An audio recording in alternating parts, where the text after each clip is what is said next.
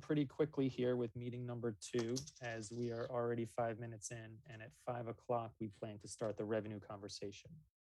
So we're going to go through very quickly the survey results from this task force that was sent out at the end of meeting 1 in order to kind of help direct this conversation to determine which of the 6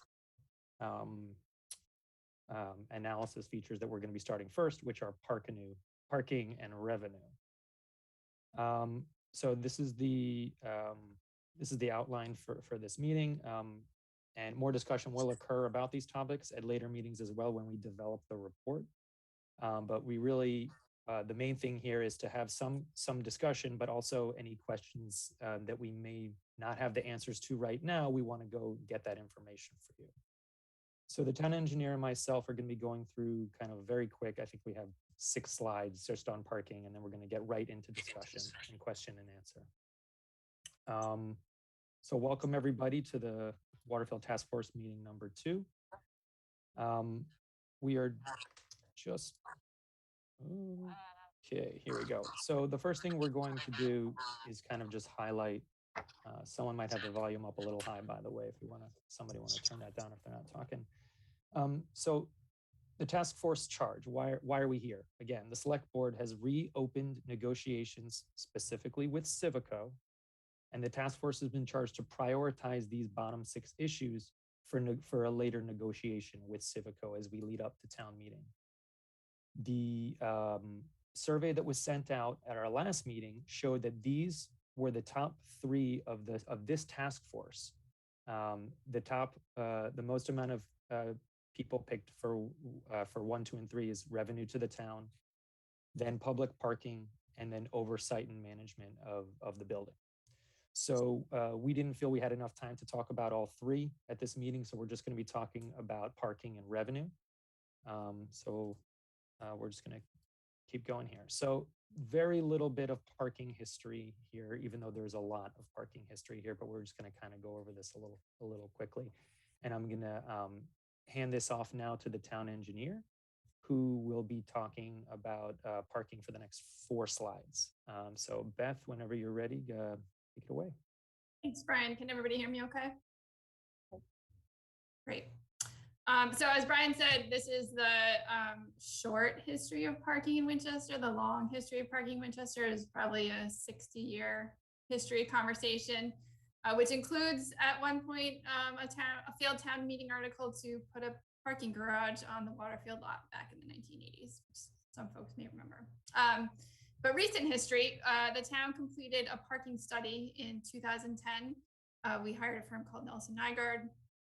That study resulted in the creation of a small working group with members of the select board, town staff, and Chamber of Commerce. And we basically, over the next 5 years, phased in a variety of parking changes in the town center. Most of which did not follow the parking study that was completed. That study recommended sort of a wholesale implementation of on-street parking meters, which I think folks felt like was a little much for our small downtown. So we focused really on trying to increase the availability of on-street parking, trying to push our town center employees out to the parking lots because there was some issues with space hopping. So to that end, we created a space hopping ordinance and reduced the pricing of our town center employee parking permits to $10 a year. So the goal was really to try to incentivize those folks to not be parking on the street where we wanted our customers to be parking. The town also installed pay-by-space meters at several locations around town, the Aberdona lot, Larrabee Road, Cullen lot, and then also at Wedgmere Station. The goal of that was to give folks opportunity to park for longer than the 1-hour spaces that were created sort of in the red zone area, we call it, around town hall or around town center. And so those pay-by-space meters have no limit. You can park there for the whole day. I think it's $1 an hour with maybe the first half hour for free. Brian, next slide. So this, I realize, is a very small map, but if you look at it in kind of large scale color view, the red lines represent what we call the on-street 1-hour parking. The black and white hatched is where we have the existing pay by space meter. So that's the Culnot, that's Laramie Road, and then further to the south is the front part of the Abergona lot. The rest of the parking in the lots and some of the on-street, sort of on Dick Street, on North Main Street, those are all permit. Some spaces like the Jinx lot are permit or 3 hour. The town hall lot is just a 2-hour limit or staff parking. And then if we want to focus down to the south, Brian, on the Abergona lot, so that is currently all permit parking. So that's good for either town center employees or Winchester residents who are commuters. And then finally, the Waterfield lot. So that lot is split. So the upper part of the lot is currently signed for 2-hour parking. In pre-COVID times, the lower part of the lot had 57 permit spaces. So those were good for either employees or commuter, Winchester resident commuters. Over the last year and a half, the select board has actually made the entire Waterfield lot free 2-hour parking because there's obviously with COVID and the reduction in folks commuting. And then with the closure of the Mpta station, they can decide to continue that free 2-hour parking in the Waterfield lot temporarily. Next slide. So this is a snapshot of the number of parking permits that we sold. I would call this pre-COVID, even though kind of the last few months of this are in the early 2020. But this is a pretty good snapshot of the number of permits that we sold, in a normal year. So the town sells what we call early bird permits in the Waterfield lot. Those are open just to town center employees. There's a maximum number of 28 in that lot. This is again before we made any changes to made it all 2-hour parking. That the Waterfield lot is currently signed for no parking before 8:45. Oh, thanks. So no parking before 8:45, which typically keeps out a lot of the commuters just based on the train schedule. But there was a desire for town center employees to be able to park in that lot earlier than that, which is why the select board decided to do this 28 what we call early bird permits. The next piece are what we call the Center Business District resident permits. So this is another group of folks that the select board carved out kind of a special number, maximum of 25 permits for these folks. These are people who have no off-street parking with their units. And so they have to show to my department that through a letter from their landlord and a copy of their lease showing that they have no off-street parking, they can receive up to 1 parking permit per unit. If they want to purchase an additional unit, they purchase at the typical $500 per year or $125 per quarter.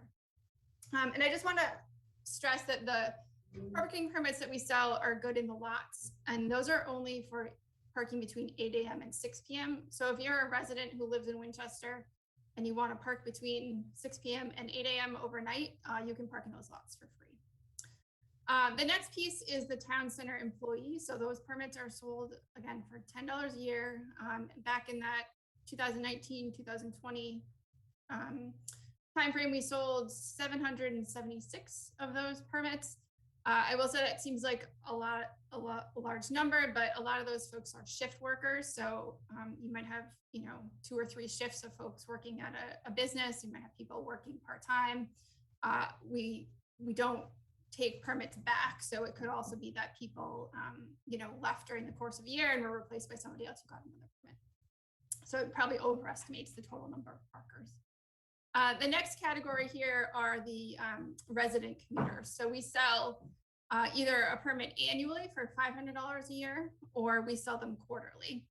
And our quarters correspond to our fiscal year. So July 1 to September, and then last quarter is April to June. You can see, we're pretty similar except for that last quarter, which was kind of the COVID impact where we had 51 total quarterly permits. We sell about, around 175 a quarter resident commuter permits and 65 for the year. Next. I just wanted to mention before we go off this slide, that this is just a snapshot in history, right? I don't think we can predict what's going to happen going forward. Obviously, there's going to be a shift to more work from home. Folks might work from home full time or a couple days a week. So it's hard to say where these resident commuter numbers will go in the future. The number of permits we've sold in the past year have been exceptionally low, nowhere near this. And also town center employees, I will say a lot of the businesses who used to get these employee parking permits for their town, for their employees are now, several people are coming back and getting those. So it seems to be a little bit more of the town center employees returning to the downtown area, less of the commuters taking the train into Boston. Next slide, please.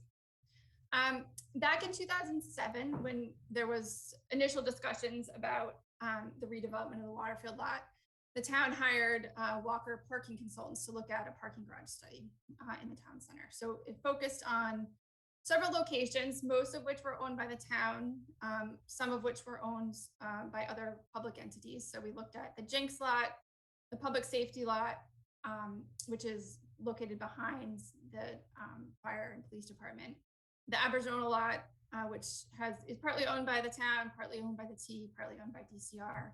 And then finally the Wedgemere lot, which is located right at the Wedgemere train station. That lot is primarily owned by DCR and is owned in part by the town of Winchester. Basically, after doing a lot of work, looking at a lot of different options, we found that for the most part, developing a municipal parking garage is a very financially challenged situation. However, there may be opportunities for future public-private partnerships. Next slide, please. This slide shows the parking impacts as a result of the Mpta project. So as you all are sure aware, the station was closed. The station was closed earlier this year, and the T is moving forward with a full-scale renovation of that project. They bid that project later this summer, and hopefully we'll be moving forward with that work later this year. This slide that we have here was from 2020, when this is the latest information we have on the T from what they expect the temporary and permanent impacts to be. So what you see in blue are where they show the temporary losses. So basically, as they did for that kind of intermediate demolition phase, they're going to be closing all of Lairway Road and using that as a laydown space. That will be closed for the duration of the project. And then we'll be losing some additional spaces in the Waterfield lot during that time. The spaces that they show as temporary loss on Waterfield Road are not likely to extend for the duration of the project. Those are just when they're going to be working overhead in the rotary area. So that those should be opened back up after they're done with that piece of the work. The spaces shown in orange show the permanent loss of spaces. So there's, let's see if I can read this correctly, 8 spaces lost in the Waterfield lot, and then an additional 4 lost in the front part of the Arizona lot, and then 18 spaces lost in the latter part of the Arizona lot, where they'll be putting in a new ramp structure. Next slide, please. And then the last piece I wanted to talk about is, some of you may be aware the town has hired Tool Design Consultants, who is our traffic engineer, to develop what we're calling a downtown action plan. The goal of that was really to evaluate traffic calming measures, pedestrian and bike improvements throughout the town center to make it safer for folks to be walking and biking in our town center. As we started doing that study, we quickly found that you can't do anything in the town center without talking about parking. So we expanded the scope of that study to include what we're calling a mini parking study. And the goal of that is really to just evaluate the short-term parking management strategies and action items that we can have in the town center, particularly as we look at impacts from the Mpta project, impacts from spaces being lost to downtown dining in the town center, and then also look at some long-term policies that we could consider for future study. And I just wanted to mention to everybody that we have what we're calling a listening session with the downtown businesses on September 21st at 7 p.m. Remote participation. We have a link to that if anybody from this group is interested in attending. That was advertised through the Chamber of Commerce to the downtown businesses. And with that, I think I'm going to pass it over to Brian from here. Thank you. Thanks, Beth. We have two more very quick slides, I promise. So this is just expanding a little bit on the 2015 study that Beth had talked about. So there were a number of studies done by Nelson Nygaard. One of them was related specifically to what the parking ratio should be for new development. The parking consultant in Nelson Nygaard, they recommended 0.5 spaces per unit for all new residential, and this was based upon future parking demand. We did not feel, and by we I mean the whole town select board, planning board, and everyone involved didn't think that 0.5 spaces per unit made the most sense. So we put a minimum of 0.75. So that is the current ratio for parking for all new development. And this is just a quick snapshot of what all of the respondents from the RFP gave in terms of parking. So this 40 spaces that were given by Civico for their units is simply the 0.75 spaces per unit that they're giving us, that they're required to by the minimum requirement for zoning. And you can see that they gave in total the most amount of spaces, or offered the most amount of spaces compared to everybody else, with the public parking being 25 to 0 for the rest of those. And I think with that, I'm going to give it over to Lynn for this one slide talking about the financial analysis of parking, and then we'll open it up to everybody. So Lynn, why don't you take it away? Very much. Great to see everybody again. I am not going to say that I'm a specialist in building parking garages by any means, but I was asked to look at and talk about the economics, and it was part of the financial analysis that I did. And just as far as process goes, I felt that it was my job to kind of peel back the layers. If there was a number, I did consult with the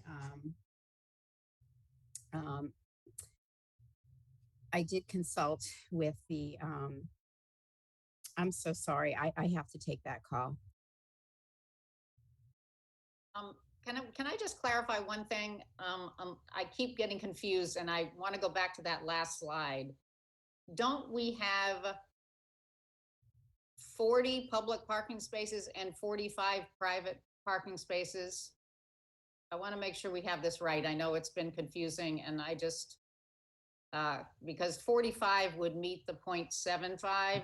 You are correct, Marty. This is 45 for the units, which would be 0.75, and it would be 40 public parking for still the same total of 85. So right. That is correct. Yeah, so I just want to make sure we... Sure, Pat. Well, or here comes Lynn back. Why don't we, we'll finish this and then open it up to Pat first. My sincere apologies. I've had a sore throat for 4 days and they made me get a COVID test. It's negative. Otherwise, I would never have taken the call in the middle of this very important presentation. Basically, my job was to peel back the layers. So I did have a lot of back and forth with the developer. They gave me a set of numbers and I asked a lot of questions. And I'm sure for you, just getting a set of kind of rolled up numbers is also hard to look at. So basically, with regard to the parking, I looked at it in a number of different directions, which is who's going to pay for the cost to build the garage? Because first you have to build it. Then once you build it, you have to operate it, so that you're going to have to pay for staff. You're going to have to pay for cleaning. You're going to have to pay for electricity. You're going to have to pay for heat. You're going to have to pay for insurance. So you're going to need some sort of an income stream to not only pay for the cost of building it, but then for the cost of operating it. And there was, and so those are the questions that I was trying to answer when I looked specifically at the parking cost and at the parking income. And so there was a line item in the pro forma for 2.8 million and change to actually build the garage, which is about 70,000 a unit. And how did they kind of come at that cost? And why is there a cost? Well, there's a cost because if they were just building the units for the apartments, that would be done at grade. They wouldn't be digging below. So in essence, by adding on the parking garage for the town, they had to go down another layer. It's very expensive to do under building parking. A lot of it has to do with ventilation, insulation, fire rating, so on and so forth. Very different than just kind of plopping a building on top of a garage and venting it. So hopefully that explains a little bit about the kind of the structural aspect of, well, why 2.8 million? So it's about 70,000 a unit. The issue that I had when I was looking at the numbers was that they had $108,000 in income for the garage. I, when and you just saw the presentation that was done. If the developer had made an assumption when I asked them questions, I was like, well, where is that income coming from? They assumed that they were going to be getting $200 or $300 a month per parking space because that's sort of the going rate for commuter parking. So as you just saw in this presentation, a lot of the spaces are given to town employees or employees of businesses at $10 a month. So there was no way that I could come up with revenue of $108,000 in parking if the current thinking is that the 40 spaces are not going to be commuter parking. They are indeed going to be either, meters that are going to be a dollar here and there, or they're going to be town staff or employee parking. So even if I and so that was my main issue, which is that we thought that the income was going to be greatly reduced than what the developer had pro forma. You do need to go. Oh, it just switched on me. So the question is, well, how did they also come up with the what they thought was the value of building the parking? And they basically used a cap rate. So they used the yearly income to operate it times a cap rate, and they came out with a 1.133 value. So if the property was actually having an income of 108,000, they would be able to carry debt. It would leverage around 1.133 in income. So under their assumptions, there was a gap of about 1.6, and they have proposed that on the back end of the project, if they do have cash flow, that yearly they try and get $600,000 of that back. So at the end of the day, they were donating $1 million towards the parking garage in their purchase price. They were going to have an offset in the cost of it for around 1.1. And the hope was that another $600,000 would come back to them over time. Hopefully that makes sense. But the issue being that I can't even imagine that the cost to operate it about $40,000 a year, all the things I had kind of noted previously, the staffing, the equipment, the cleaning, the electricity. So I don't see how they're going to have any income in the garage, that it's going to have any value under the current thinking of what I know and what I've heard. And hopefully my assumptions are somewhere close to what, the rest of you are thinking. So that they're essentially, and I don't even know if the project is going to be feasible when we get to the later part of my presentation. There are a lot of questions that I have for the developer, and they're going to need to come back. But right now, they're essentially, from what I can see, donating 2.8 million of a garage to the town in order to produce the rest of the project.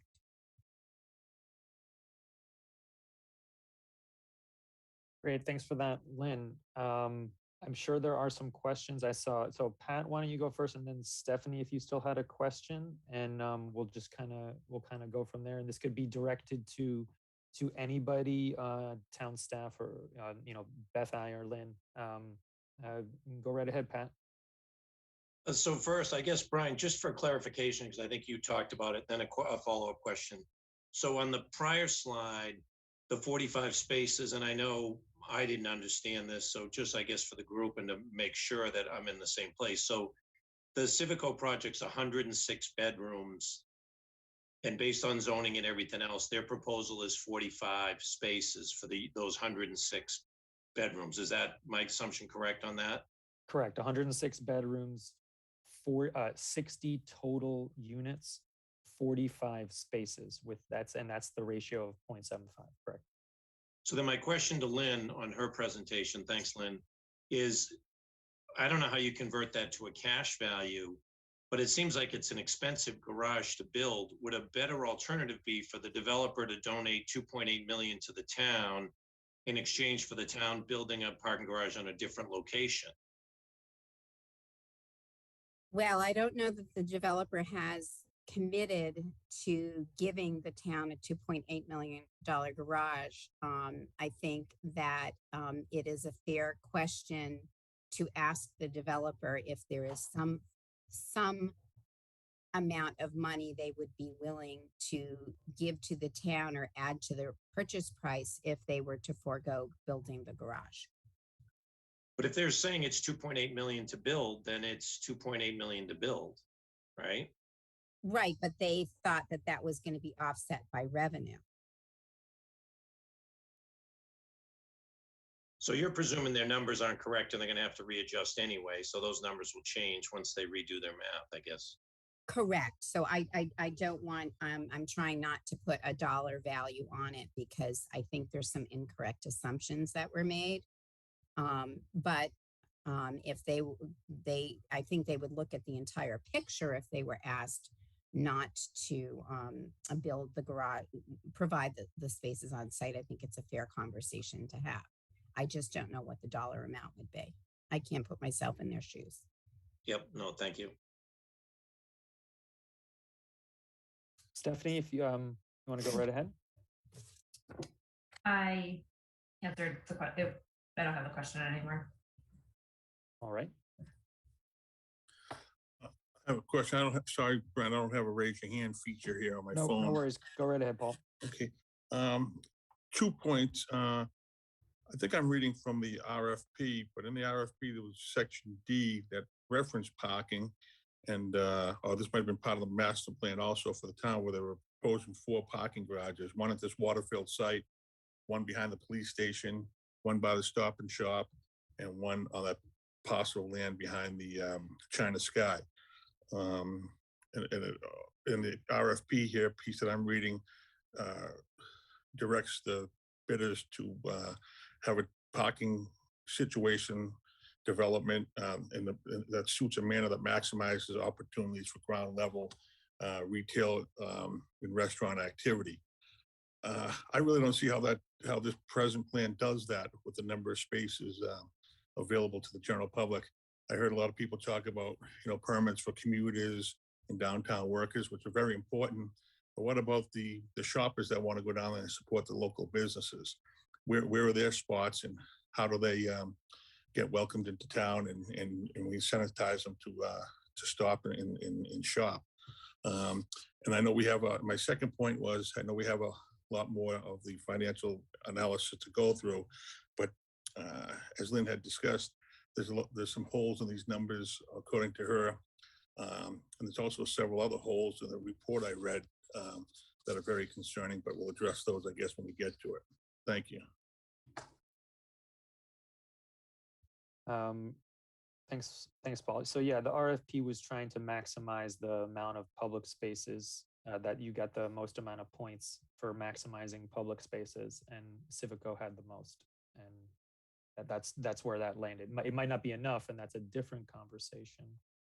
But they had the most by 20, I guess you could say, but overall they had the most amount of parking period, I guess by 25. But I guess the other part of my question, thank you for that. But the other part of my question was, how does this project conflict with the master plan of the 4 garage sites? It doesn't. I'm not sure exactly. So those were 4 possible locations. We were never contemplating building 4 garages. The select board at the time in 2017 they were going to go forward with an RFP without doing that engineering, that garage study. And then town staff suggested that maybe we at least look at the feasibility of what garages we could build downtown before we issue this RFP. So we did that study that Beth talked about from Walker Engineering, looking at all the four places downtown, and they basically concluded with that the cost per added space did not make it financially feasible. And the conclusion of that study was to build a new parking garage at Wedgemere,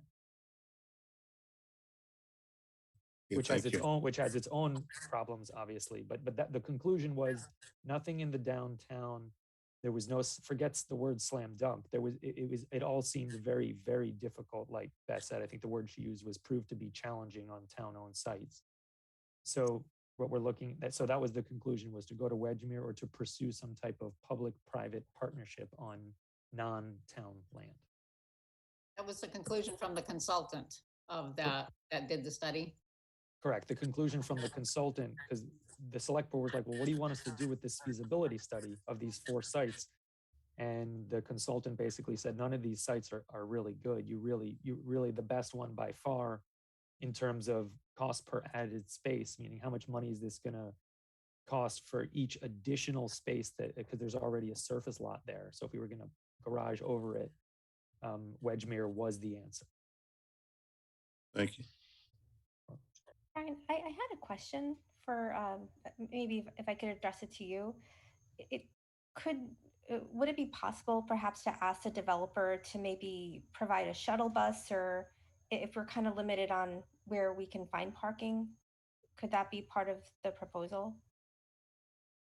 It's certainly something that could be worked around through, not even the lease, it even could be through permitting. The idea of them bearing the entire cost of a shuttle system, probably not, but certainly this is something that the town knows that over the next however many years, let's say 10, that something like a shuttle system will probably be the best option for us, so that people can either walk to the center or at least walk someplace to catch an in-town shuttle, something like a Lex Express, if you're familiar with that. So something that's more reasonable to ask in terms of a condition would be to put money towards a transportation demand management fund, or put it towards a study, that type of thing. So that's more of like mitigating money. I would say, yes, it's possible it could enter into this negotiation, and probably should enter your report. I would just because it has to do with finances, I would echo that you really have to sort of have cause and effect, and the idea of asking for contributions for mitigation is a much better idea than having them do all that, hire someone and do that work. Thanks, Lynn. Question. Please go right ahead. As we think about our charge as a task force, our charge is not to find the solution, but above everything else, prioritize these 6 factors and give a report, giving some context to our prioritization and maybe some considerations like things like a shuttle bus.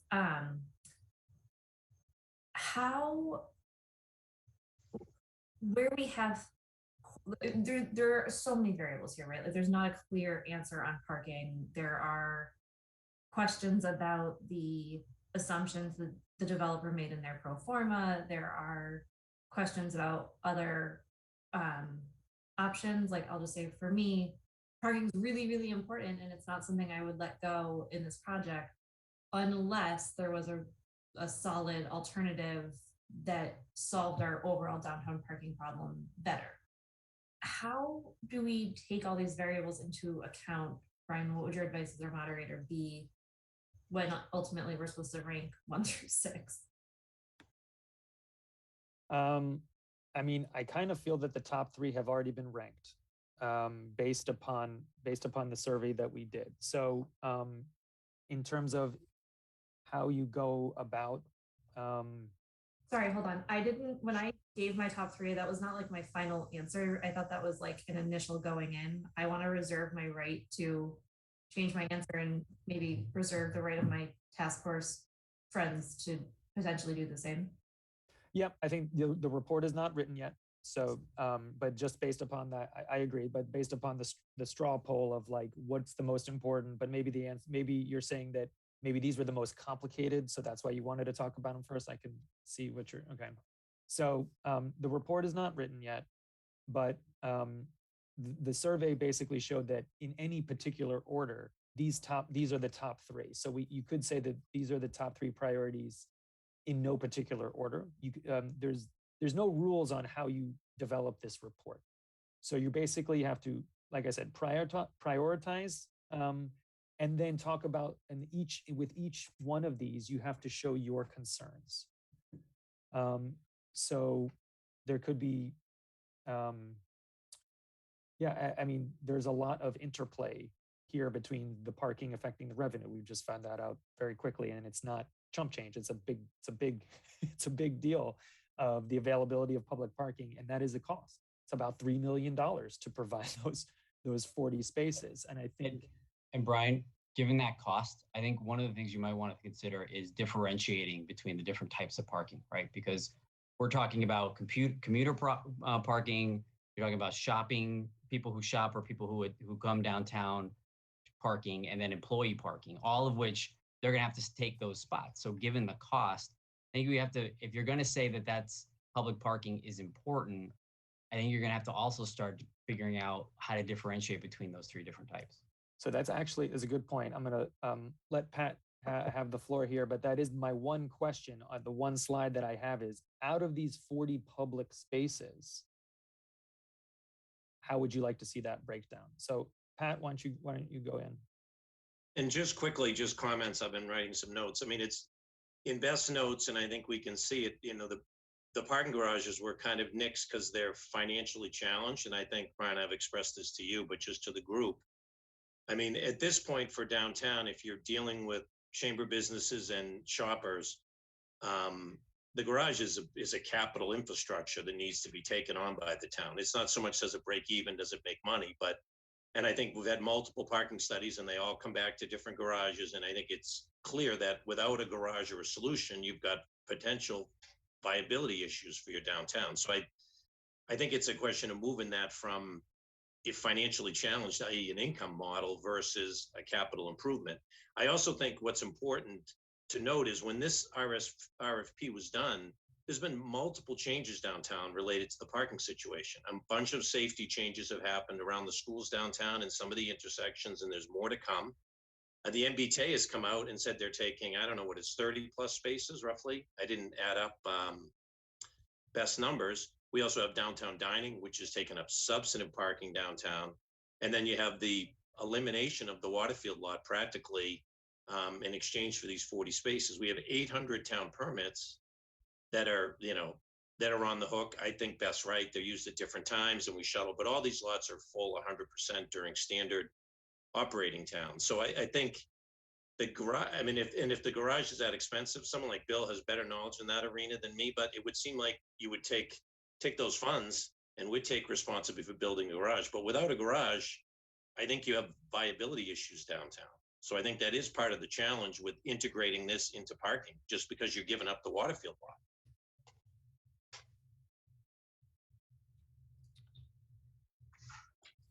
Thanks, Pat. Beth, you had a hand up. Did you still want to jump in? I was just going to say what you said, Brian, which is that, obviously this is my first meeting here, but I think it would be helpful for the task force to make some recommendations regarding how that public parking that's available through the Civico project would be split among the potential users, commuters, town center employees, or public parking.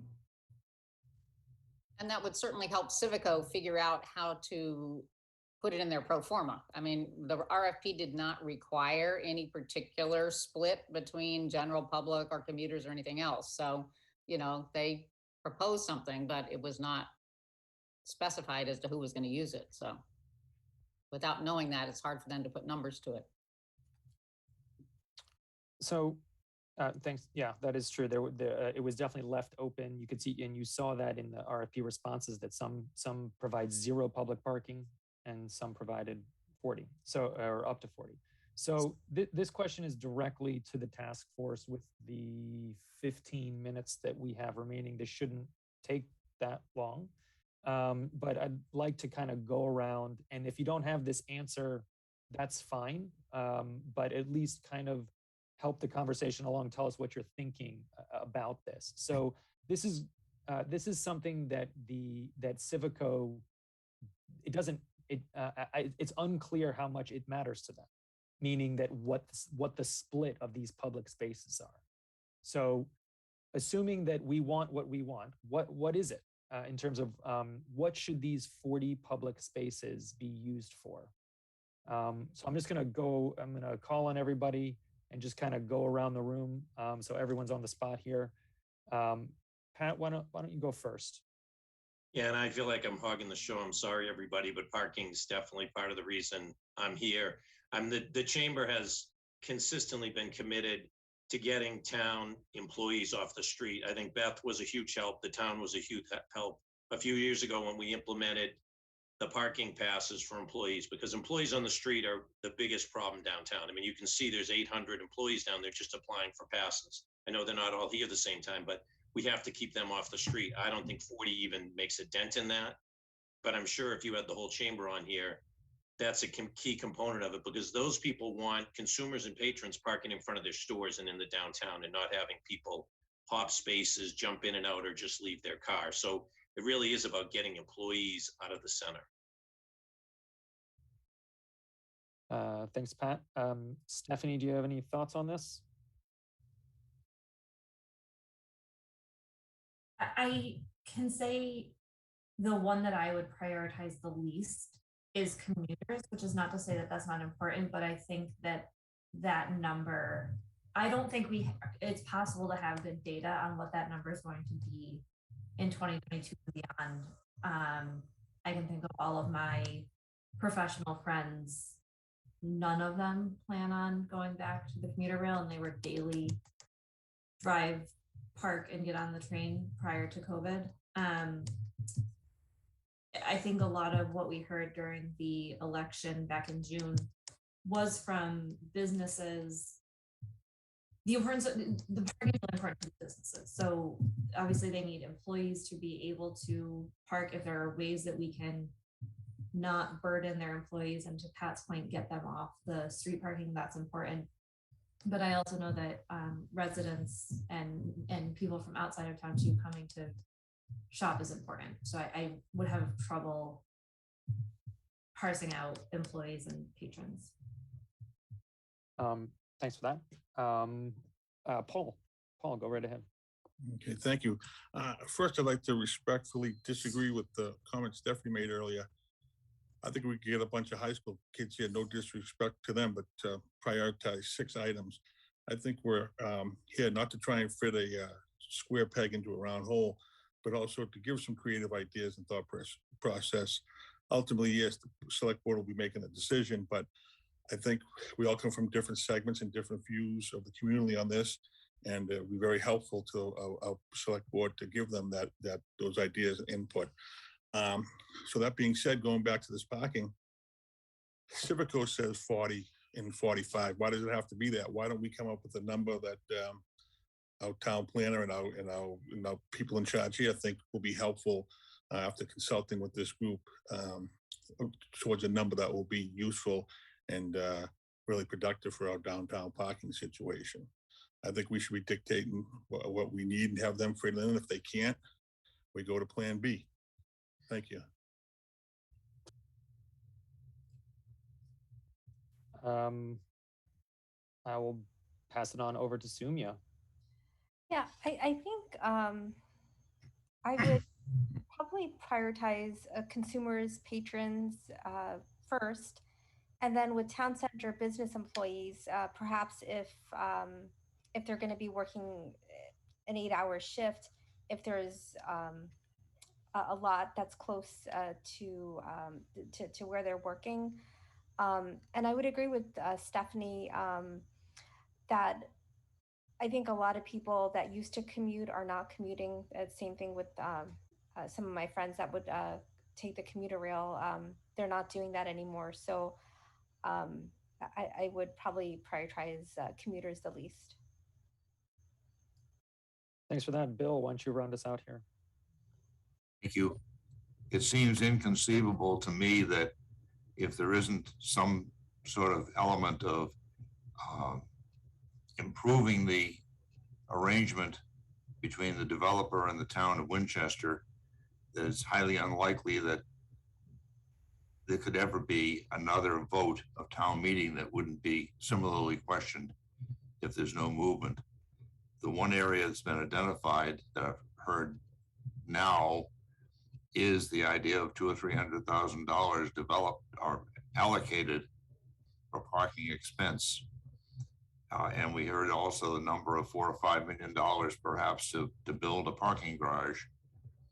And I would concur that the town could build 100 parking spaces with a single deck on the Laraway lot, is the one specific area, which the town doesn't happen to own, however. There's a lot of it that's owned by the railroad, as I understand it. And that's not a simple task to have the railroad say, sure, go ahead and put a garage on our property. At the same time, it's not at all unrealistic to think that with a little skillful work that a savvy developer could convince the railroad that this was good for the whole community and then good for the railroad, to have that be utilized in such a manner that one would envision 100 additional cars of parking located on a single deck on the south side of the railroad track. It's clearly the most convenient location. That might be a very nice way on an upper deck there to accommodate municipal workers. And it's something that has more potential in my mind to resolve that particular issue. I don't think there's a whole lot that the developer would have to do to gain approval. And I'm advised that the chamber, I'm not a member of the chamber, never have been, but I'm advised that the mentality of business owners in downtown Winchester, especially, is they've got to have the parking or they're not going to survive. People are not, contrary to some of the thoughts we've had, that nobody's going to work in Boston anymore. There'll be many fewer people working in Boston, but it's not going to be a ghost city there, not for very long once COVID goes by. So I'd like to think that there could be some real attention to the notion of constructing a very simple but utilitarian parking garage in a location where it would be almost invisible. There's not another place you could put something and have it be lost the way it would be if it was located directly above the existing parking spaces on Laraway, a 60-foot by, I think it would be estimated to be about 500 feet long. And you drive by it and never notice it. There's a tree line over there, and so it wouldn't have any negativity to it as far as in disturbing the tranquility of the environment in any way. It would be a non-factor. So I'd like to think that that could be a good possibility. Just a clarification. Thanks for that, Bill. Just a clarification. The Laraway Road lot is the one that's directly next to the common. Is that what you're talking about? No, I'm talking about I'm talking about the one that's directly next to the railroad track on the south side of the track. Aberjona. Okay, I wanted to make sure. Sorry, thank you for that correction. It makes quite a difference. Yeah, well, non-visible would not be the case from the common. So no. I figured you were not talking about Laraway. So just for everyone else's, so Bill, yeah, it's about this long here. There are some. How much time do we have? So there are some issues with this that Beth talked about. This was after the study that Walker performed. This had a very, very, not the highest, but a very high cost per added space, but it's more the fact because of the River Protection Act that there's some more complications with this site because it's right next to the Aberjona, and then they also found a lot of circulation issues getting in and out of this parking lot. Not to say that it's impossible, but I think what you really are trying to say is the town needs to figure out what it needs and what it wants, and how do we relay that information, and how much can this developer really kind of make that happen? But just so I can conglomerate what everybody's saying here is in a sentence or so, is that one, not the commuters don't matter, but out of those three groups that we looked at, the commuters are the least prioritized. And then really the next question is how is this development, whether it's 40 spaces or not, how is this development going to help further the parking situation in downtown? So it's potentially asking for some type of mitigation money through the permitting process or otherwise. Beth, why don't you go ahead? Thank you. Just the one thing I wanted to mention for the group to consider as you think about how to split this out is how attractive those spaces will be in a garage. And so for patrons who want to go and park for an hour or two and run a few errands, whether they would choose a parking garage structure as their first location to go to park. So I just know from watching parking downtown that, there's lots of spaces.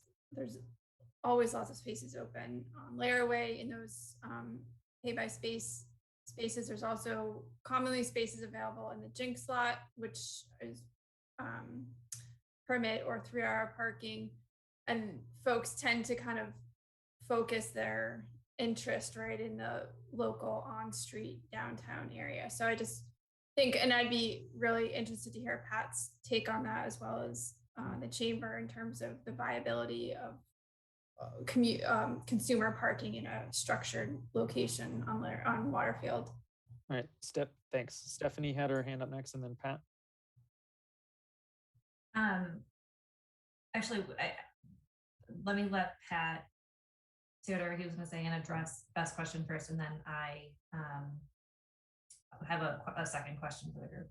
All right, sounds good. So Pat, related to Beth's question of how does the business community maybe feel about having patrons go into a garage, and really should those really just be, if this could be anything, that should be employee or town center employee or commuter? Yep, thank you. I'm sure you'll hear it in the chamber forum, but I think the chamber has always taken the position, and the town has supported, and now honestly it's gone pretty well.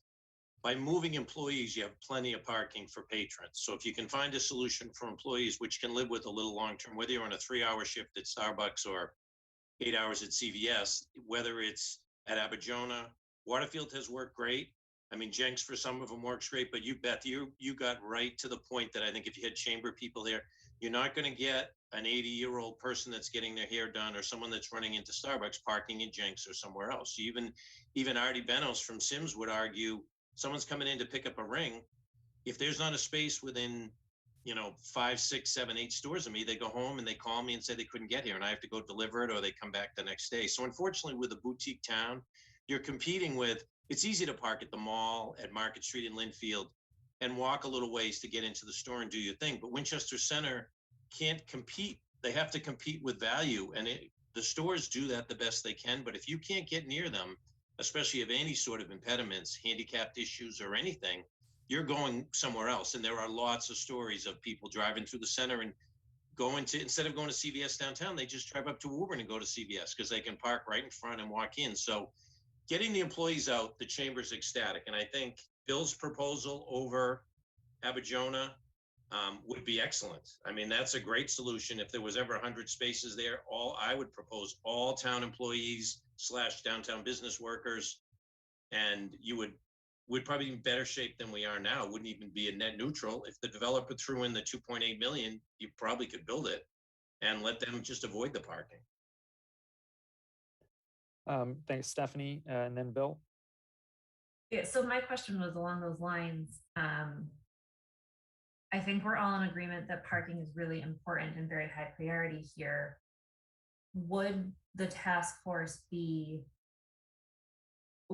are we considering saying we can let go of parking from the Waterfield project, maybe only have resident parking in that development, so long as concurrently the select board is identifying and moving forward with an even better parking alternative whether that's average or something else that is, I mean, I like the average owner idea also. I actually park down there all the time. That's like where I go to park when I need to go downtown.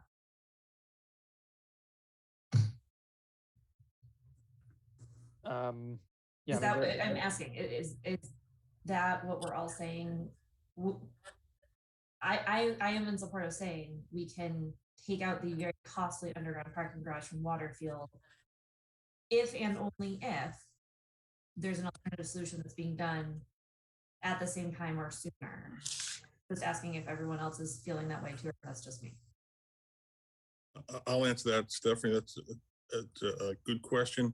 I would only be for it if they went hand in hand. So it couldn't just be a pipe dream and a thought, and we'll get to it later. Because unfortunately, I think a lot of those things don't materialize. It would have to be part of the whole plan where we say, okay, here's the Waterfield project, and that includes this parking garage that's proposed, and it's signed off on. Bill, and then it's Beth, and then Enzo. Going back to Beth's comments earlier about the desirability of a parking structure on the Aberjona lot, consider that if the upper level, which does require climbing a stairway, for the most part are walking up a ramp, which one shouldn't do. So you wouldn't have accessible spaces upstairs by the proper definition.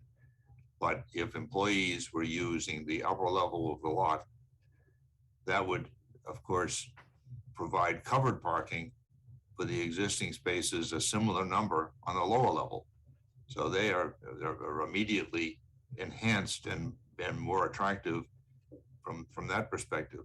I have to think that if I was a town employee and I was parking right next door to the station, I might be very much more inclined to go around the corner and pick up a few subs and take them home or something than I would if I was parked over at Wedgemere or somewhere. So you bring the town employees where they can shop themselves in the downtown area on spaces that weren't there before, and make those existing spaces, to the extent that the wetlands issues could be resolved, you make those existing spaces that much more comfortable, especially in winter months when walking on an icy parking lot is not everyone's favorite activity. So that's thoughts to keep in mind there.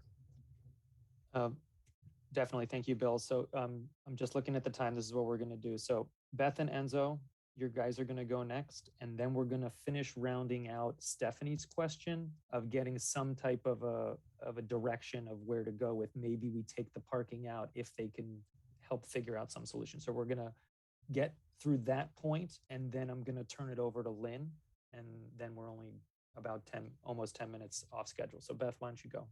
Sure, thanks. I just wanted to mention my comments were about the desirability of a parking garage on Waterfield, not Aberjona.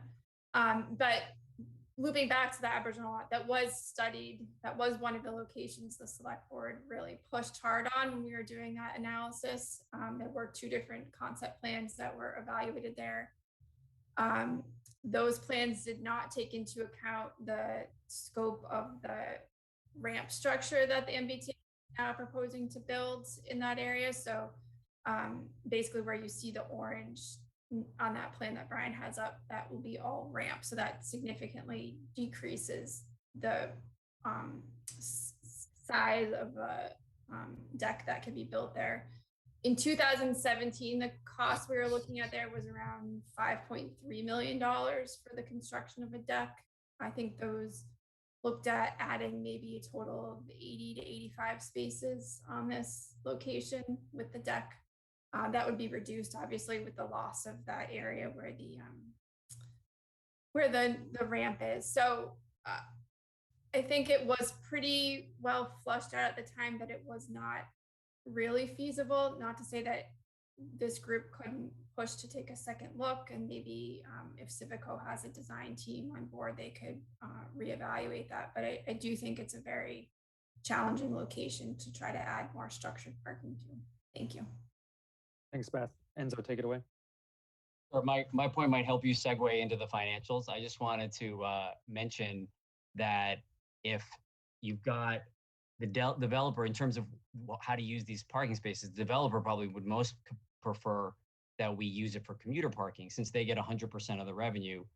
But what's interesting would be, I think based on the current price, which was 125 a quarter, that would be $500 a spot times 40 is 20,000 a year. So it's not a tremendous amount of revenue, right? But, so, and obviously if they don't use it for commuter parking, we use it for a different purpose, it'll be less. But what's also interesting is just more curious is how they got to $108,000 per spot. That's $2,700 per spot, right? So either they were planning on really jacking up the rates for commuters, or they were planning on also maybe getting revenue from the other 45 spots to charge the residents for those spots. I'm not really sure, but that's just maybe an interesting point there. That is correct. I think based upon that, I think Lynn said that as well. There was something like $250 a month per spot for those commuter spots, which was certainly a different. And that's why Lynn's going to talk a little bit more. But the income that those spots are producing was not really all there. So so we're gonna finish this out here. Bill, do you have any thoughts on really it's decoupling the parking? This is Stephanie's question here. Decoupling the parking from the project and basically asking for some other solution, whether it's a parking structure or something else, but really decoupling that. So what do you think of that? Bill.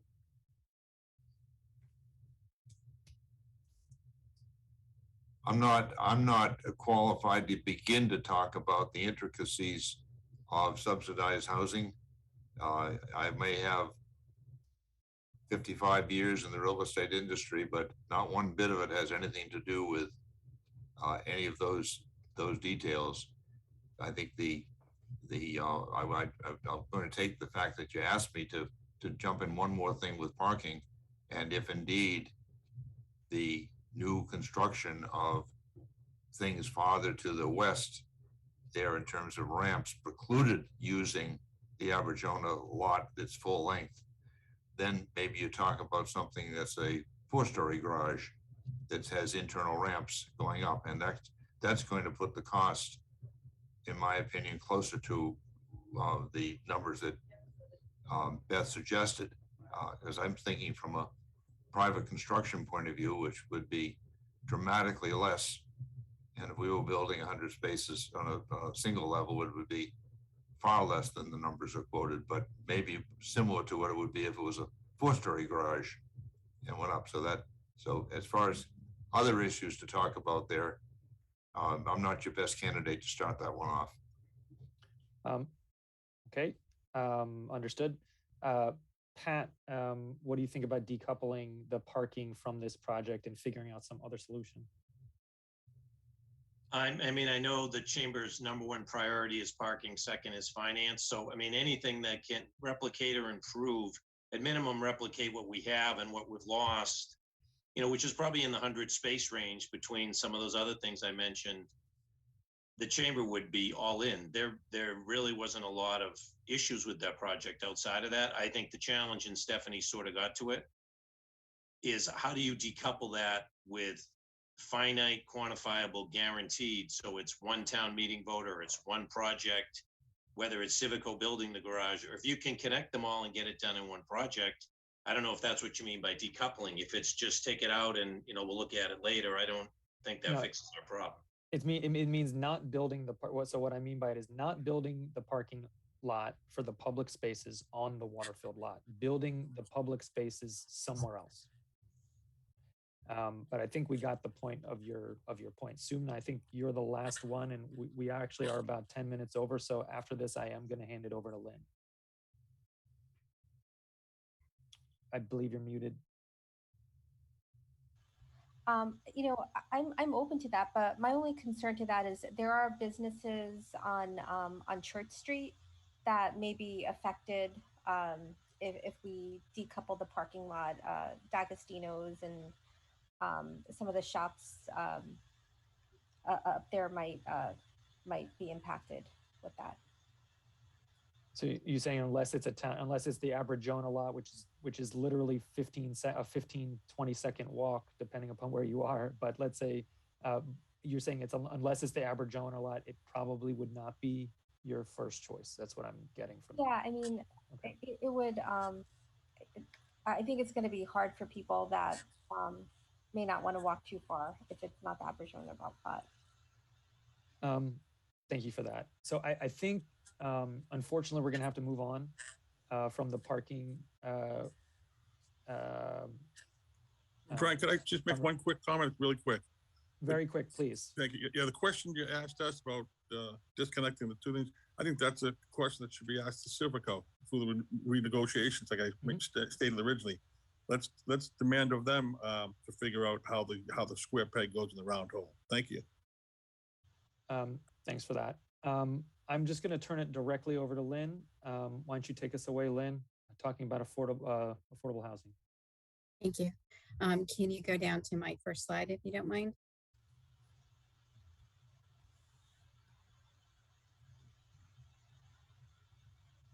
Great, thank you. So, for me to try and go over this in 20 minutes time, there are days spent on days, if not week-long seminars on affordable housing. So I'll try and do my best to give you a snapshot that might help you in your deliberations and decision-making.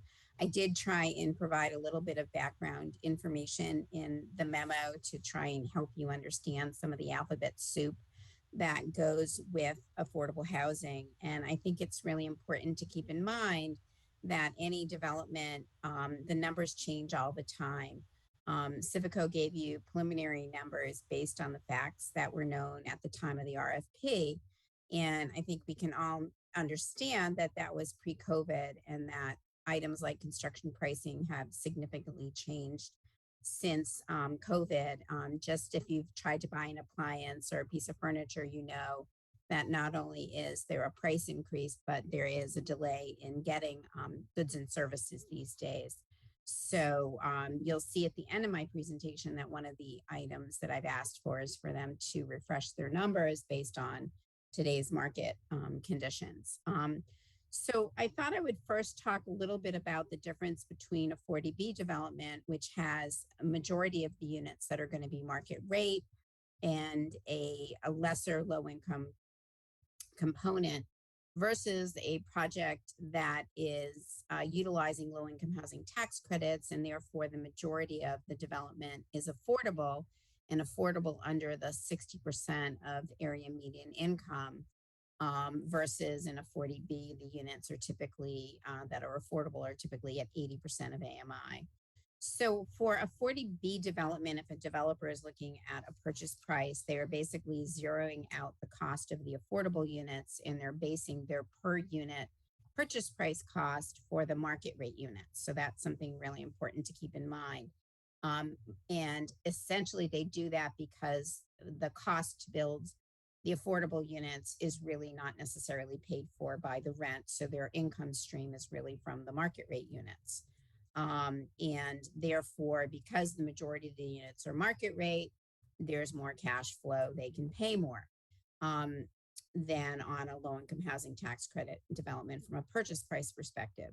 The other thing to keep in mind is that in this particular instance, the developer is buying what we call raw land, meaning that they have not permitted the property. And so there's a difference in purchase price for unpermitted land versus permitted land, because it could cost several $100,000 to actually go through permitting. And I'm sure that Civico has probably spent a lot of money just to get to that point. So with regard to low income housing tax credits, typically the purchase prices are very low on a per unit cost. They're somewhere between $15,000 and $30,000 a unit versus a market rate project, a rental project that could be paying 40, 50, 60, if it's Watertown, 100,000, for a unit, for a market rate unit. So really, I wanted to try and help you understand why low income housing tax credits are being utilized here and how they come into play, because they're essentially a capital subsidy. So with a low income housing tax credit unit, if your rents are 60% of area median, 50%, 30%, your rents are lower than what a market rate rent would be. So if a market rate rent were $2,000, a tax credit rent might be $1,200.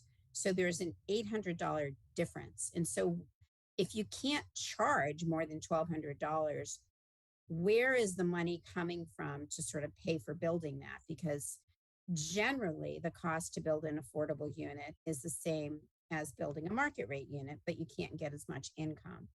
So it comes in the way of this tax credit. So for income restricting your property to this lower rate, you can go to an investor.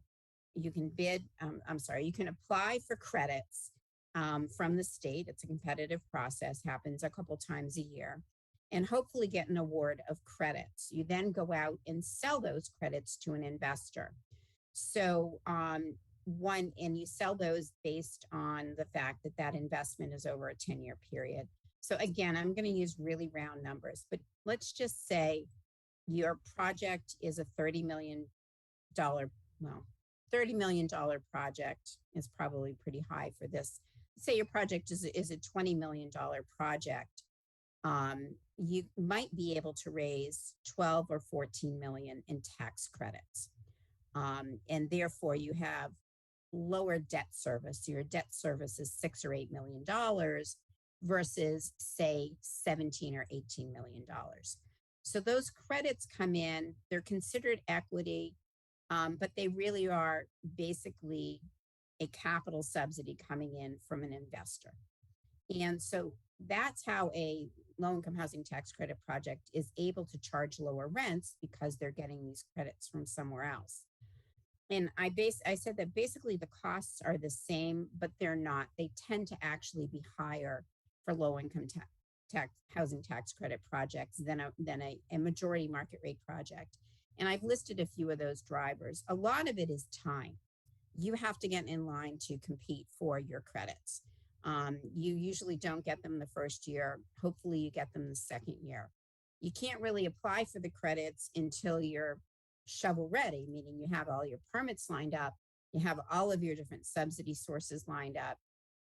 So it's at least 2 years to get to a construction closing, more likely 3. So there's carrying costs of insurance and utilities and paying your staff to permit the project.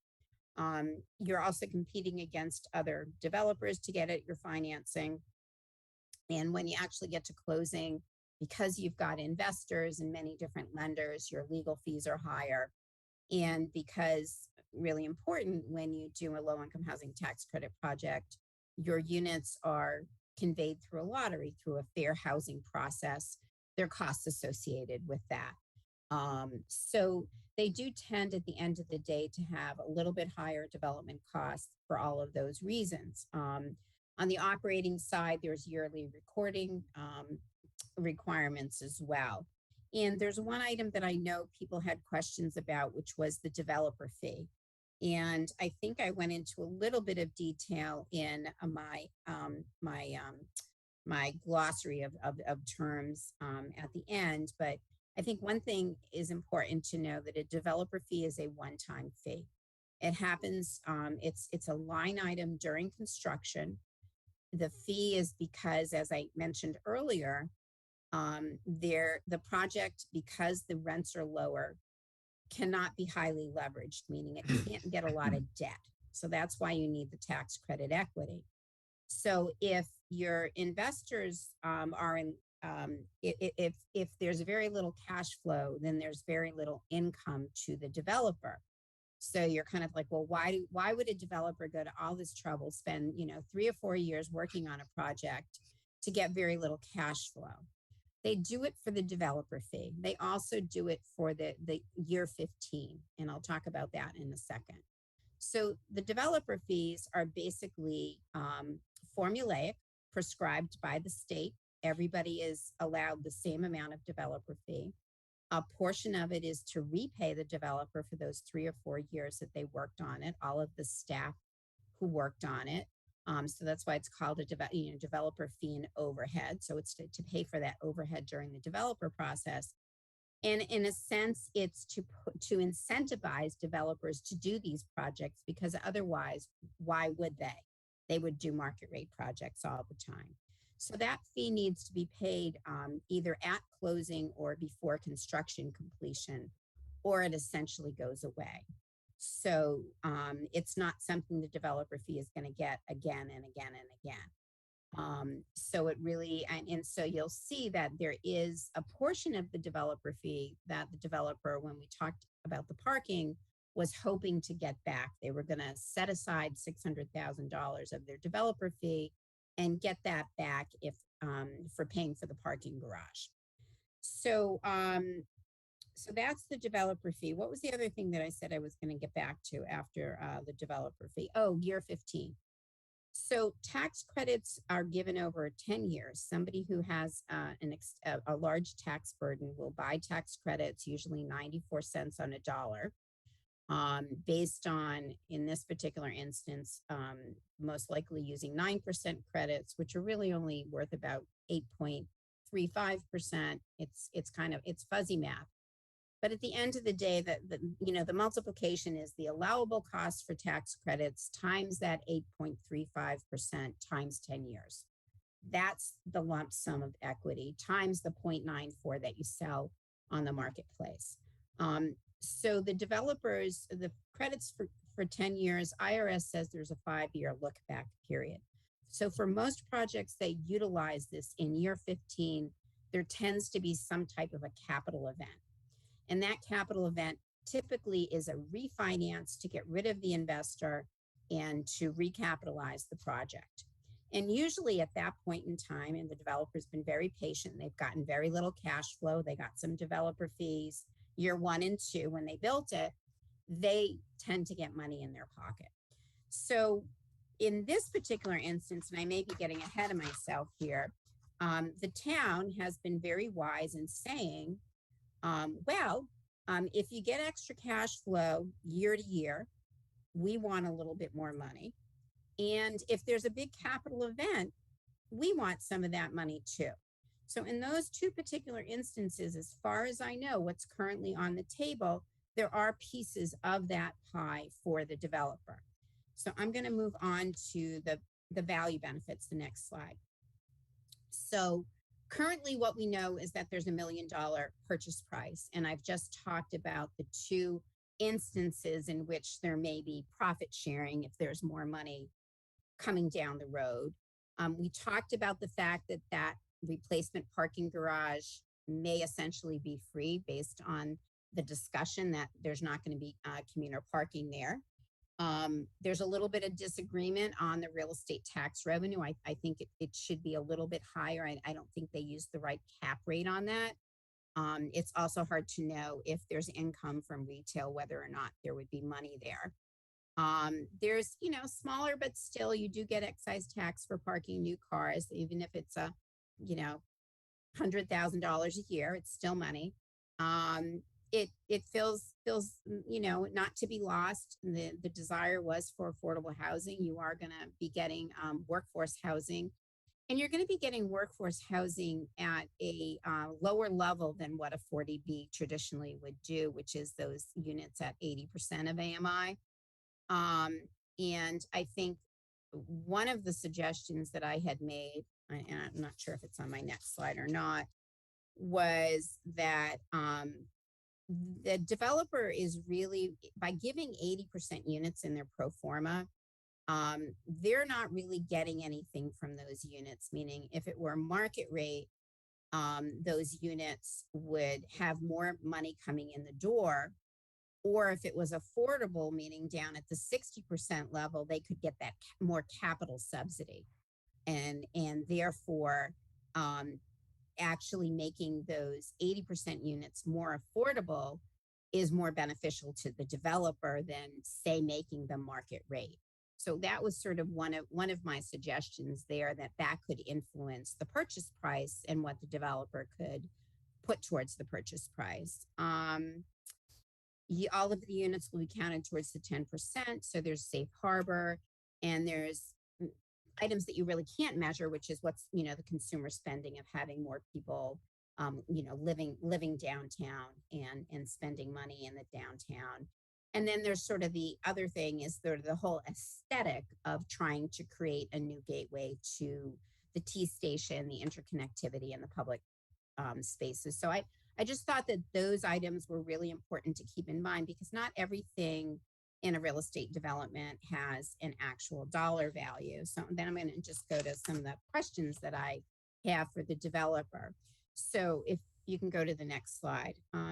So when I do these town reviews, I often have a handful of questions for the developers. I ask them to go back and look at their numbers and answer the questions that I have and see what happens with the numbers. And as I said, the numbers are going to continue to change as the developer gets closer and closer to the actual development. So I talked about, that overall suggestion of a change to a unit mix that could result in more funds being available to the municipality. And I talked a little bit earlier also about what costs have changed over time. There's some line items that they had in different places that need to be moved around, like the building permit fees.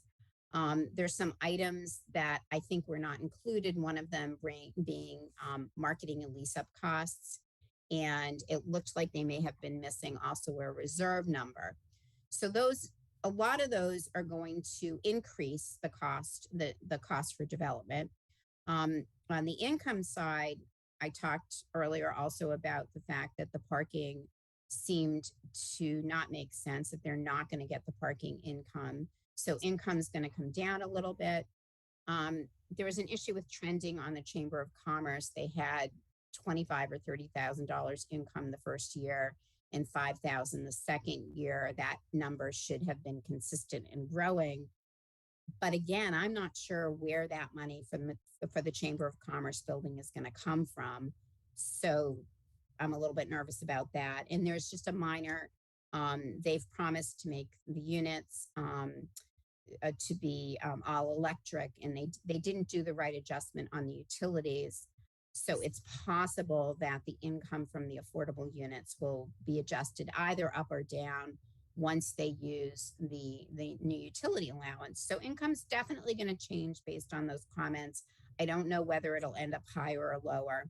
From an operating cost perspective, I think they need to increase the real estate taxes. So that's going to be an increase. And there was the 600,000 that this is like the third time I brought it up.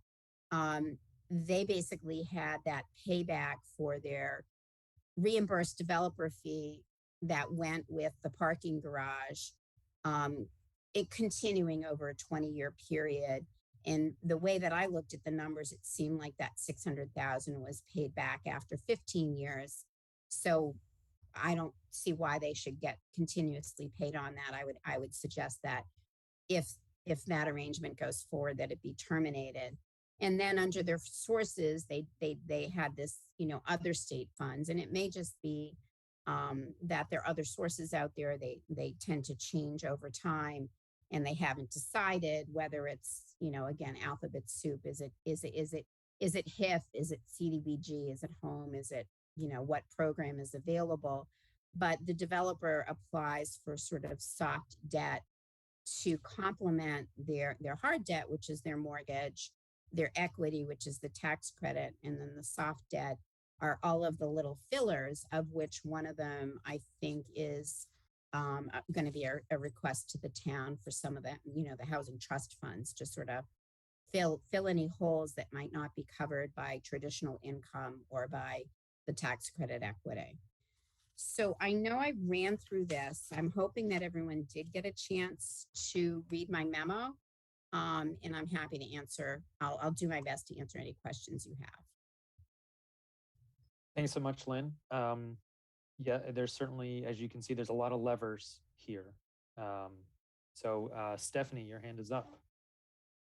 I had two questions for you, Lynn, about those levers. The first is, if we endorsed your recommendation to change the 80% units, if there are 8, and make them 60% units. Am I correctly understanding that that would reduce revenue and potentially reduce the available 10% net operating income that the town gets for a one-time increase in tax credit equity that could therefore be given in part or in whole to the town in a one-time purchase price? Is that what you were saying in your memo?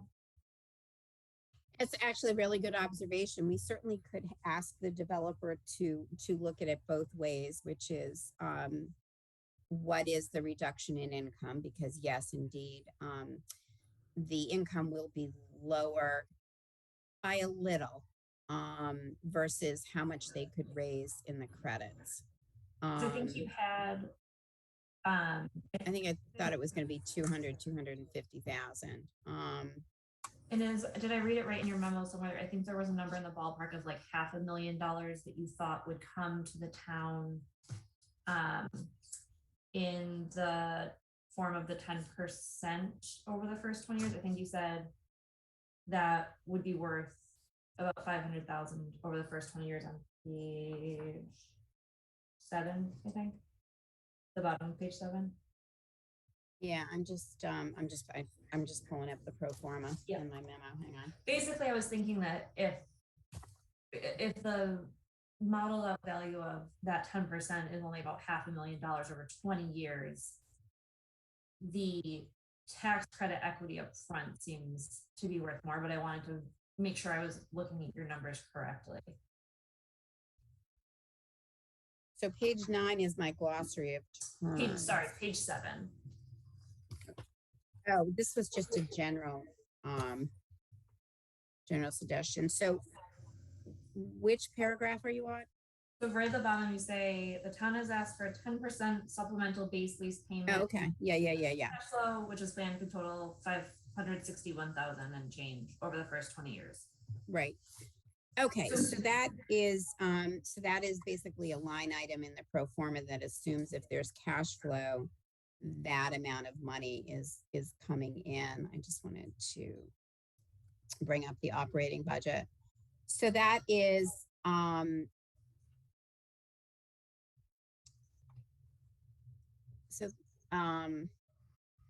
I mean, I think the simple answer to your question is it's probably worth doing a sensitivity analysis to see which is more beneficial to the town, the developer, which is more beneficial to the town today, which is how much more income could they get today, and how would it impact the 10% supplemental base lease payment over time. So I think that's one of the questions that we can ask and take a look at it both ways. Okay. And then my second, thank you. It's a good question. My second question, kind of along the same lines, if the estimated real estate tax or property taxes were a little low, that will reduce what they are presumably going to have in excess cash flow for that 10% to the town. But the town is kind of getting the money. Like, isn't it actually better that we get higher property taxes because we get 100% of the property taxes versus only 10% of that money if it stays in excess cash flow? So net operating income is a line item above these items. So real estate taxes are going to come into play based on net operating income. So what you're saying is that net operating income could go down if income could go down, which is a component of it. If you switch to from the 80% units down to the 60% units, and therefore real estate taxes could be lower. And those are fair statements. A question, but my question was actually just switching topics slightly. One of your observations is that you thought that the Civico pro forma undercounted property taxes. You thought that they would use their own cash. Right. Right. And that they would be paying more Yeah. in property taxes than what they estimated. Yeah. So That's that's an error that benefits the town, right? yeah. I mean, the town will get more real estate tax revenue. And I think that but your question was, well, what about the 10% supplemental base fee, right? Which is based on NOI. So yes, if they pay more real estate taxes, their NOI would be lower, and therefore the 10% supplemental base lease fee could be lower as well. But yearly ultimately, my question is like the money's coming to the town. It's coming in through real estate taxes versus the supplemental fee. Okay. The reality is that it's not, it's not, I'm not going to be the one that is going to be determining what the real estate taxes are. It's fairly formulaic based on income and based on on a cap rate. So, but I just thought the cap rate they were using was too high based on the current model. And I think Paul had made that same suggestion at one point. So, okay, thank you. Thanks for that. Pat, your hand is up. Go ahead. Lynn, this is awesome. Thank you very much. You did a really good job. So I'll say that first. I just from a high level macro perspective, do you worry about the competency? I mean, it would seem, this is a key component of their business, and it seems like there's quite a few mistakes, and whether they're intentional, unintentional, we could sit here and go in circles, but it makes me concerned about their viability. You see more of these. So do you worry about the competency of someone that can make this many errors in a pretty substantive document, both from a representation and a, profitability of the development? No, I mean, I think that when someone's responding to an RFP, there's very limited information available, and there's very limited time to respond. And what I've done is I've asked them about their assumptions. And just because I don't agree with the assumptions that they've made doesn't mean that they've done something that is incorrect. So I think that there are going to be a lot of parties reviewing this. The development team that has very, very competent, very well experienced team in competing, winning, and building under the low income housing tax credit program. But I would feel that if I didn't find a bunch of things that I wanted corrected, that you'd be concerned about my credibility. So that, my job is to poke holes, and I take it seriously.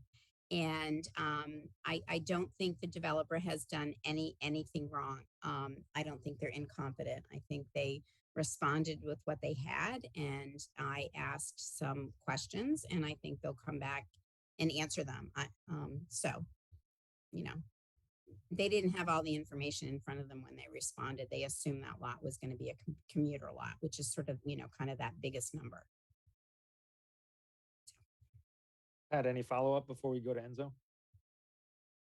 No, Enzo. Thanks. A couple of questions.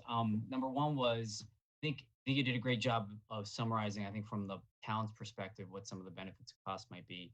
But did you look at the same thing from the developer's perspective? Like what is the developer's cap rate given everything, not just the parking garage, but the whole thing? What is their return on investment?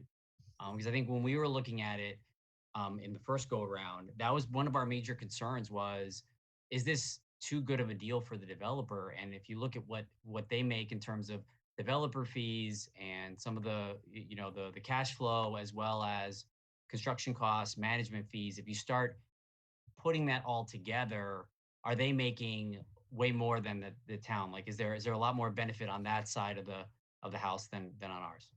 Yeah, fair question. I think that this is a very challenging project for a low-income housing tax credit developer. I think that there is a huge amount of risk with the parking garage, with the retail space, and with the Chamber of Commerce. All of that, there are numbers to build them, and the income that could come from those are very much unknown. So they're taking a huge risk, with that. And their real identified returns are the developer fee and the year 15. I think that if you go back to them and ask them for a cash contribution versus building the parking garage, they will breathe a huge sigh of relief. But it all depends on what that dollar figure is, because they're going to have a very hard time convincing, the state that it's okay for them to build this parking garage without a source of revenue. So the state prescribes scoring criteria for every single project, and they'll score high on being close to transportation, on their affordability mix, using being green, a lot of having a great development team. A lot of those things are going to score very high on. That parking garage is going to be, in that retail and that Chamber of Commerce building are going to be seen by the state as very concerning, because there really isn't identified sources of revenue on that. I don't believe that Civico manages its projects. I think that they use a third-party developer and they use a third-party contractor. So I'm not sure what other sources of income they have besides cash flow, and developer fee and year 15. I guess that's what would be helpful to show is, I guess from their perspective, how does this project lay out in terms of costs outlay versus benefits either right away, right? It is very marginal. Okay. Is that something, do you have that actually laid out though? Is that part of your model?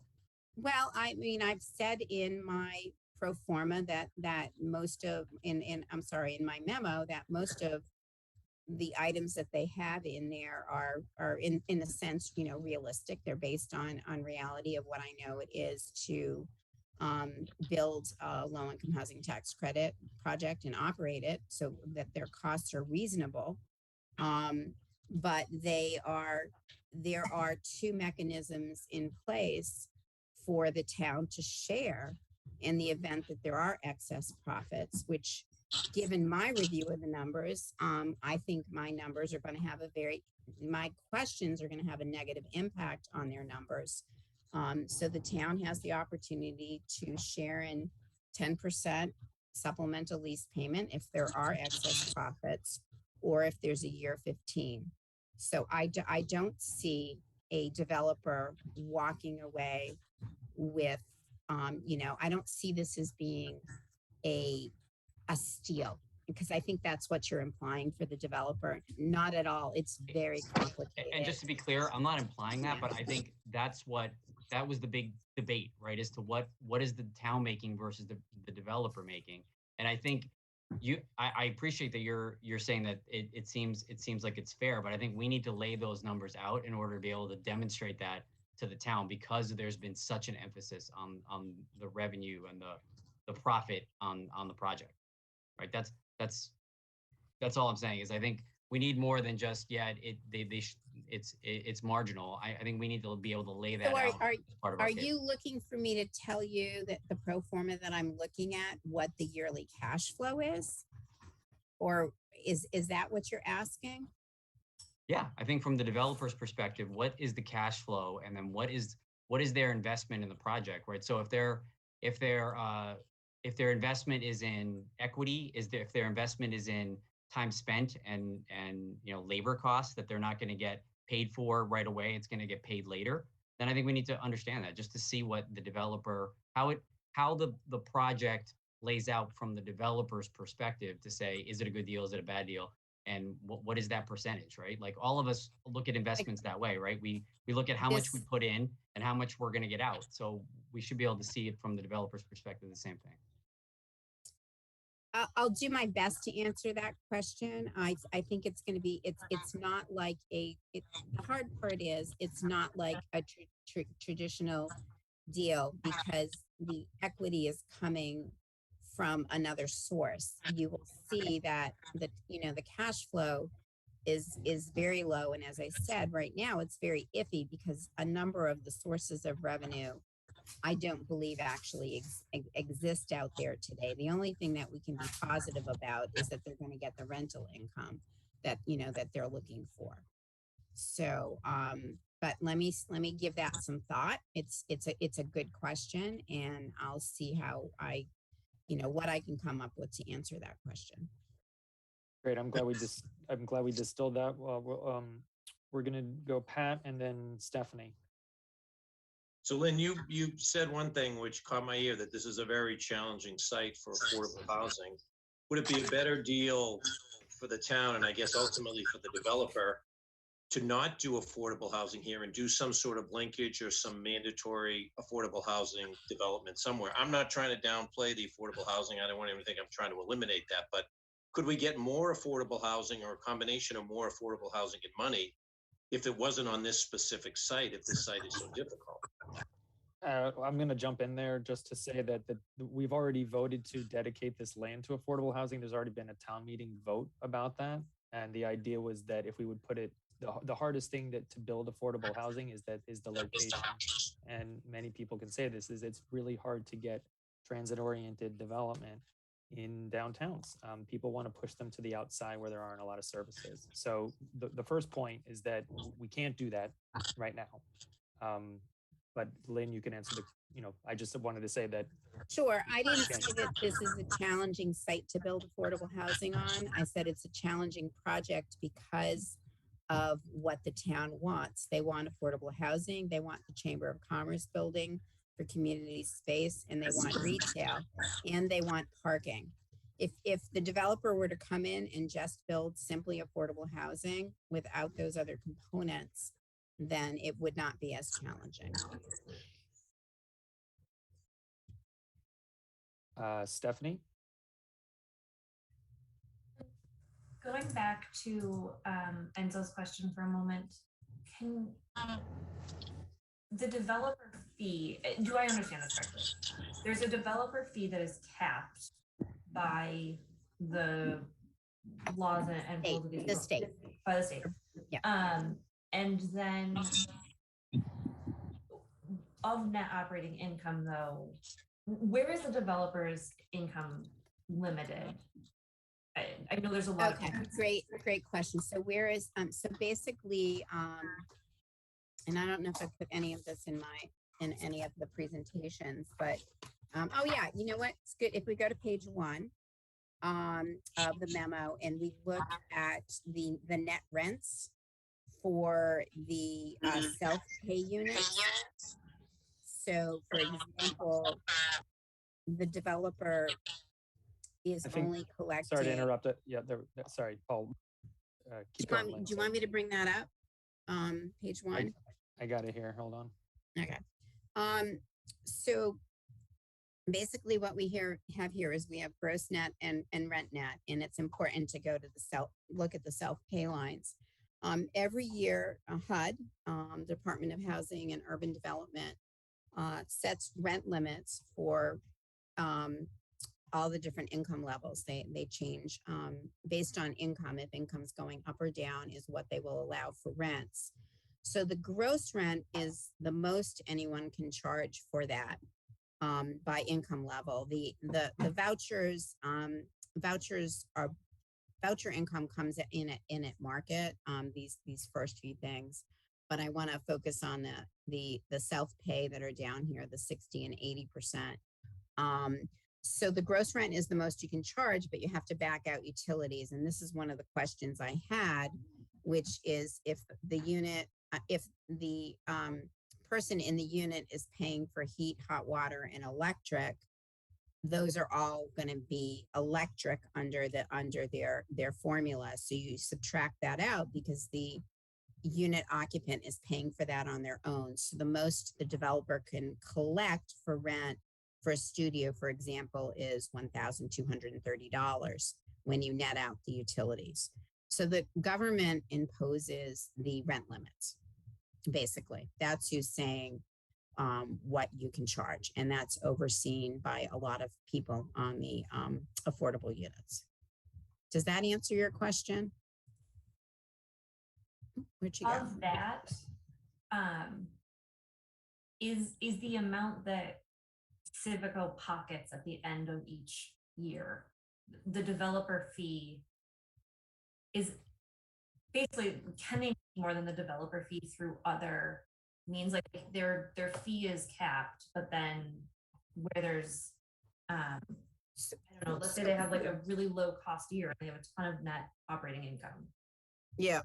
So they can only charge for rent what the government will allow them to charge, whether it's a voucher unit or a self-pay unit. The market units are the market, that's going to change based on where the market is going.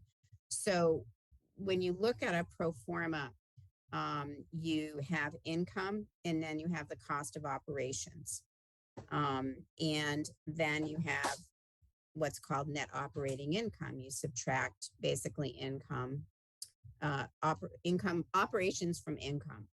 Then after that net operating income, you have your debt service. So you got to pay your lender. And then underneath that item is where their payback is for the return of the cost for the parking garage. And then after that comes the 10% supplemental base lease payment increase.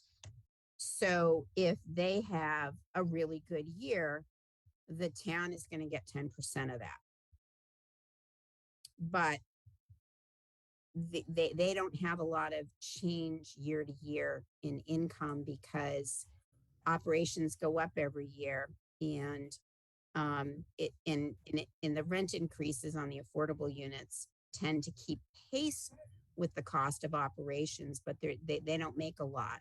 Whereas on market rate units, market rate rents tend to, at least in Massachusetts, except for last year, market rate rents are, usually go up, more than 5% a year, but your operating costs might be stuck down at 2 or 3%. So affordable units don't have the same bump on a yearly basis to keep track with what your operating costs are. Okay, I think. And if there is a windfall, the current model is that the town will get the benefit of some of that. Okay, so just like I totally understand that realistic estimates, and you were going to see what you could do to answer Enzo's question. I just want to make sure that we're all taking away the right thing, which is that if there is some windfall year where there's a ton of excess cash at the end of the year, Civico is going to get 90% of that windfall, or that's not capped in any way, shape, or form. The town's going to get 10% of it. And I'm going to answer it. I also know Marty's listening in. There's a lot of other people that are in line before Civico. The investors could get some of that money. It might need to go into reserves. There's just a lot of rules and regulations before that actual money hits the developer's pocket. So, in theory, what you're saying is if they made an extra 10 grand in 1 year, Civico would get 9 and the town would get 1. But it depends on what the investor documents say. It may not be theirs to get. So it's hard for me to put that into black and white terms, given. And the state the state or some of the other soft debt may get some of it too. I mean, there are other lenders in this that are putting in state money and they like to get paid back, and that all still needs to be negotiated, but that comes out of if there's cash as well. Yeah. It's a really, really good question. I wish we had a more definitive answer for you. Yeah, but we could do a list. Yeah, we could do a list of all the things that have to be negotiated that come out of it, just to give people a frame of reference, kind of. That would be really helpful, because I think it's helpful to know that it's not 10% and 90%, it's 10% and a bunch of chunks out of the 90% go to a bunch of different people. So that's really helpful. Yeah, but I look at it this way, folks. There's two entities here. There's Civico and the 500 people they're dealing with, and there's the town of Winchester.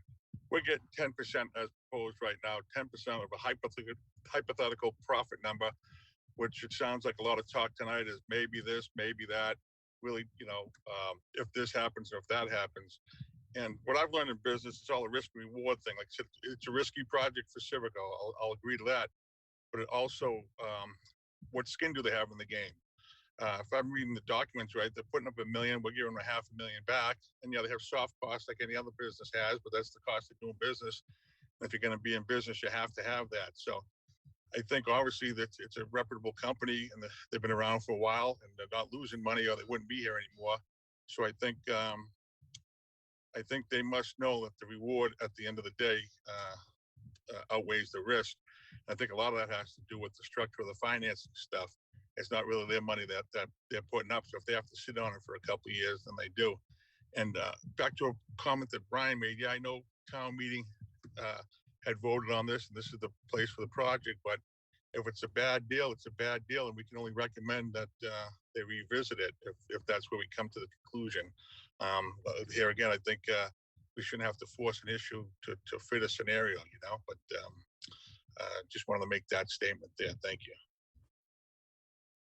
One point on that too, Lynn. The way I read the calculation for net operating income is that if there are all these other fees, so net operating income is here's your income coming in from rents, but then everything that it costs to service the building, but then also all of the debt costs, including principal, get taken out of net operating income. So if there's any other costs that have to go to these other lenders, I would think that they could deduct that from the net operating income, and then they still get 90% of whatever's left over. Am I reading that wrong? So I'm gonna just give you what year one of what I'm looking at. Okay, so year one has cost to build of 570, right? I'm sorry, cost to operate of 970. It has income of 1.5. I can tell you right now, I don't agree with that 1.5 number. I think that's going to go down. So let's say your net operating income is somewhere around 950. That's just subtracting income from operations. If you have 800 plus in debt service, you're only going to have $130,000 in what's remaining, and then you have an asset management fee on that, and then you have the developer's return on this and that. And so by the time you whittle that down, it's a very low number. It's not hundreds of thousands of dollars of cash flow that we're talking about. So I think that once I get the revised numbers back from the developer, it probably would be helpful for me to try and share with you that year one number so that you see at stabilization what the actual numbers are rather than trying to guess at what they are.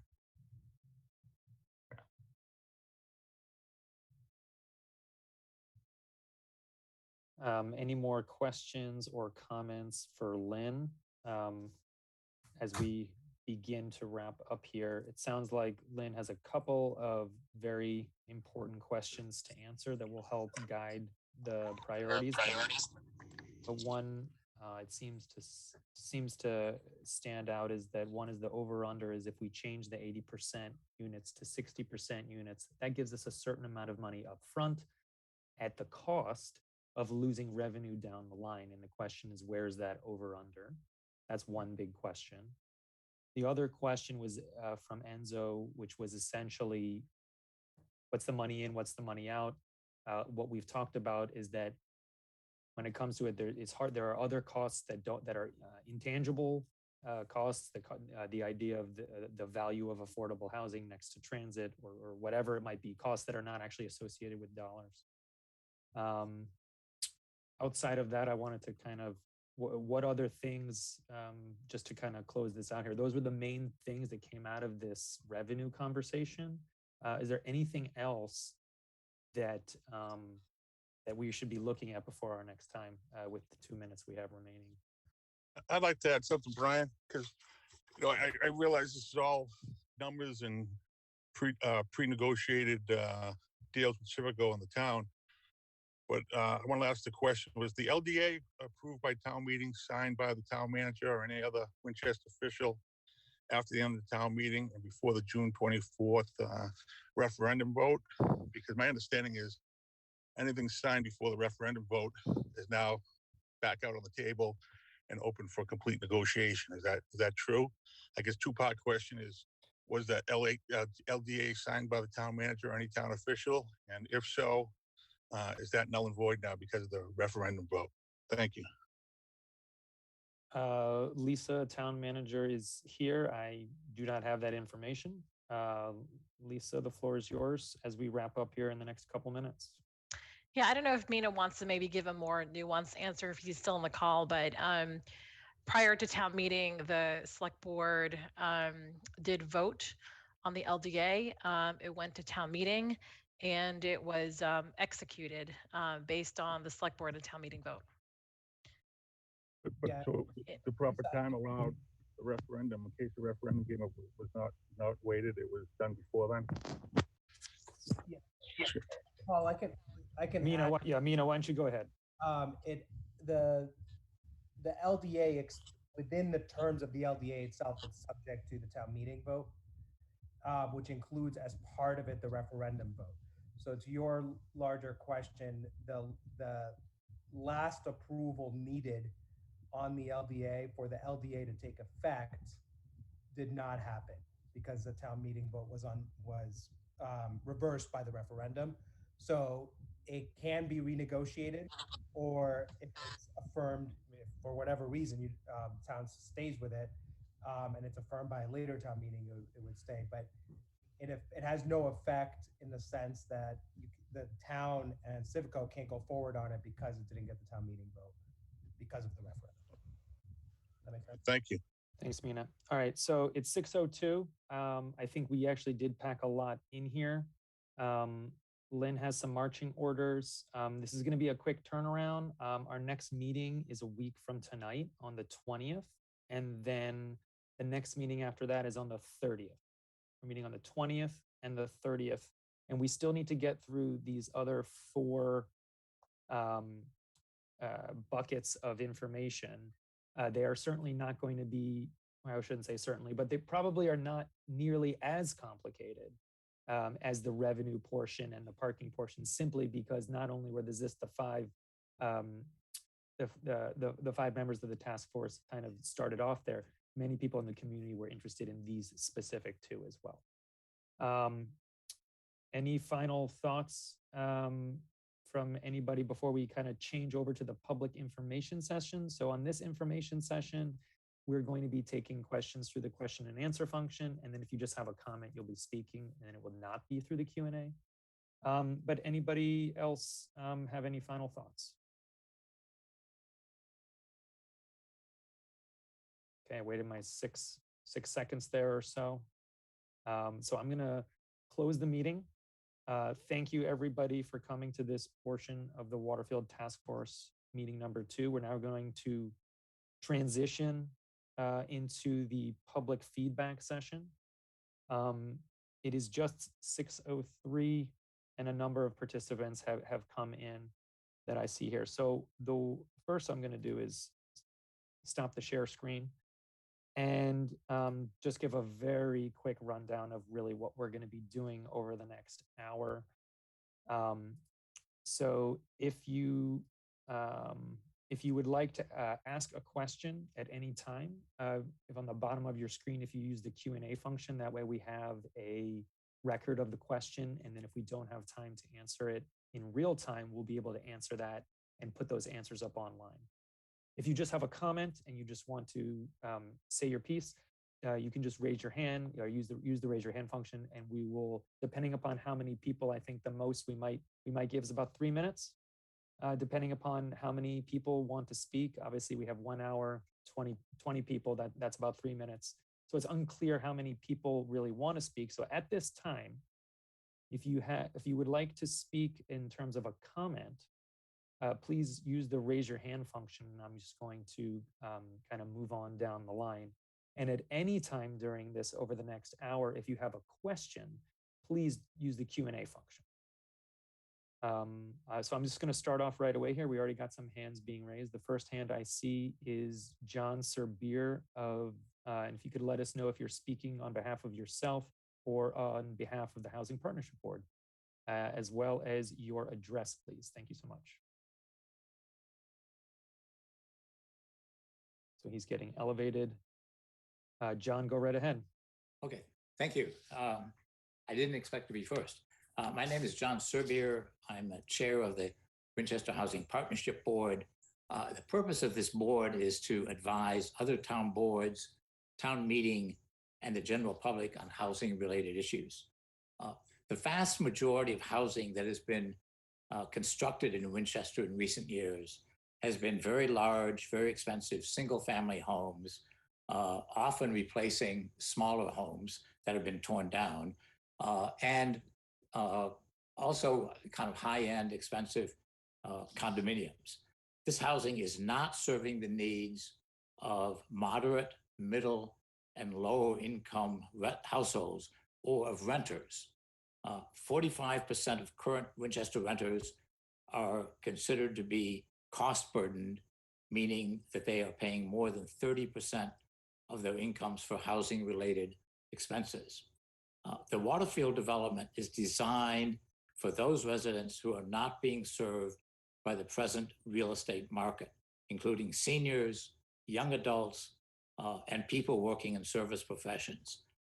2/3 of the housing units, as you've talked about in the last hour, will be reserved for people earning less than 80% of the Boston area median income.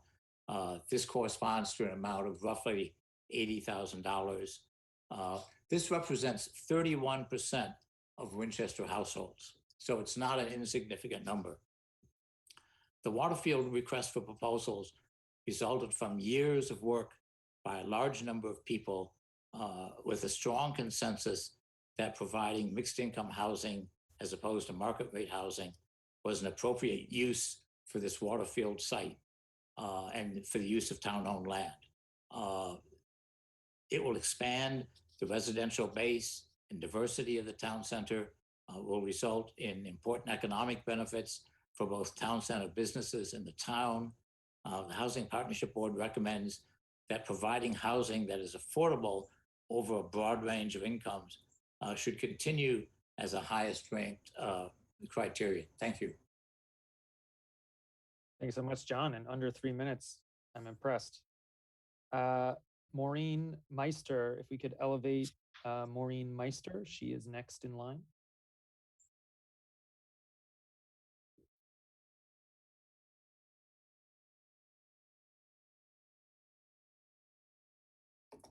Maureen, go ahead.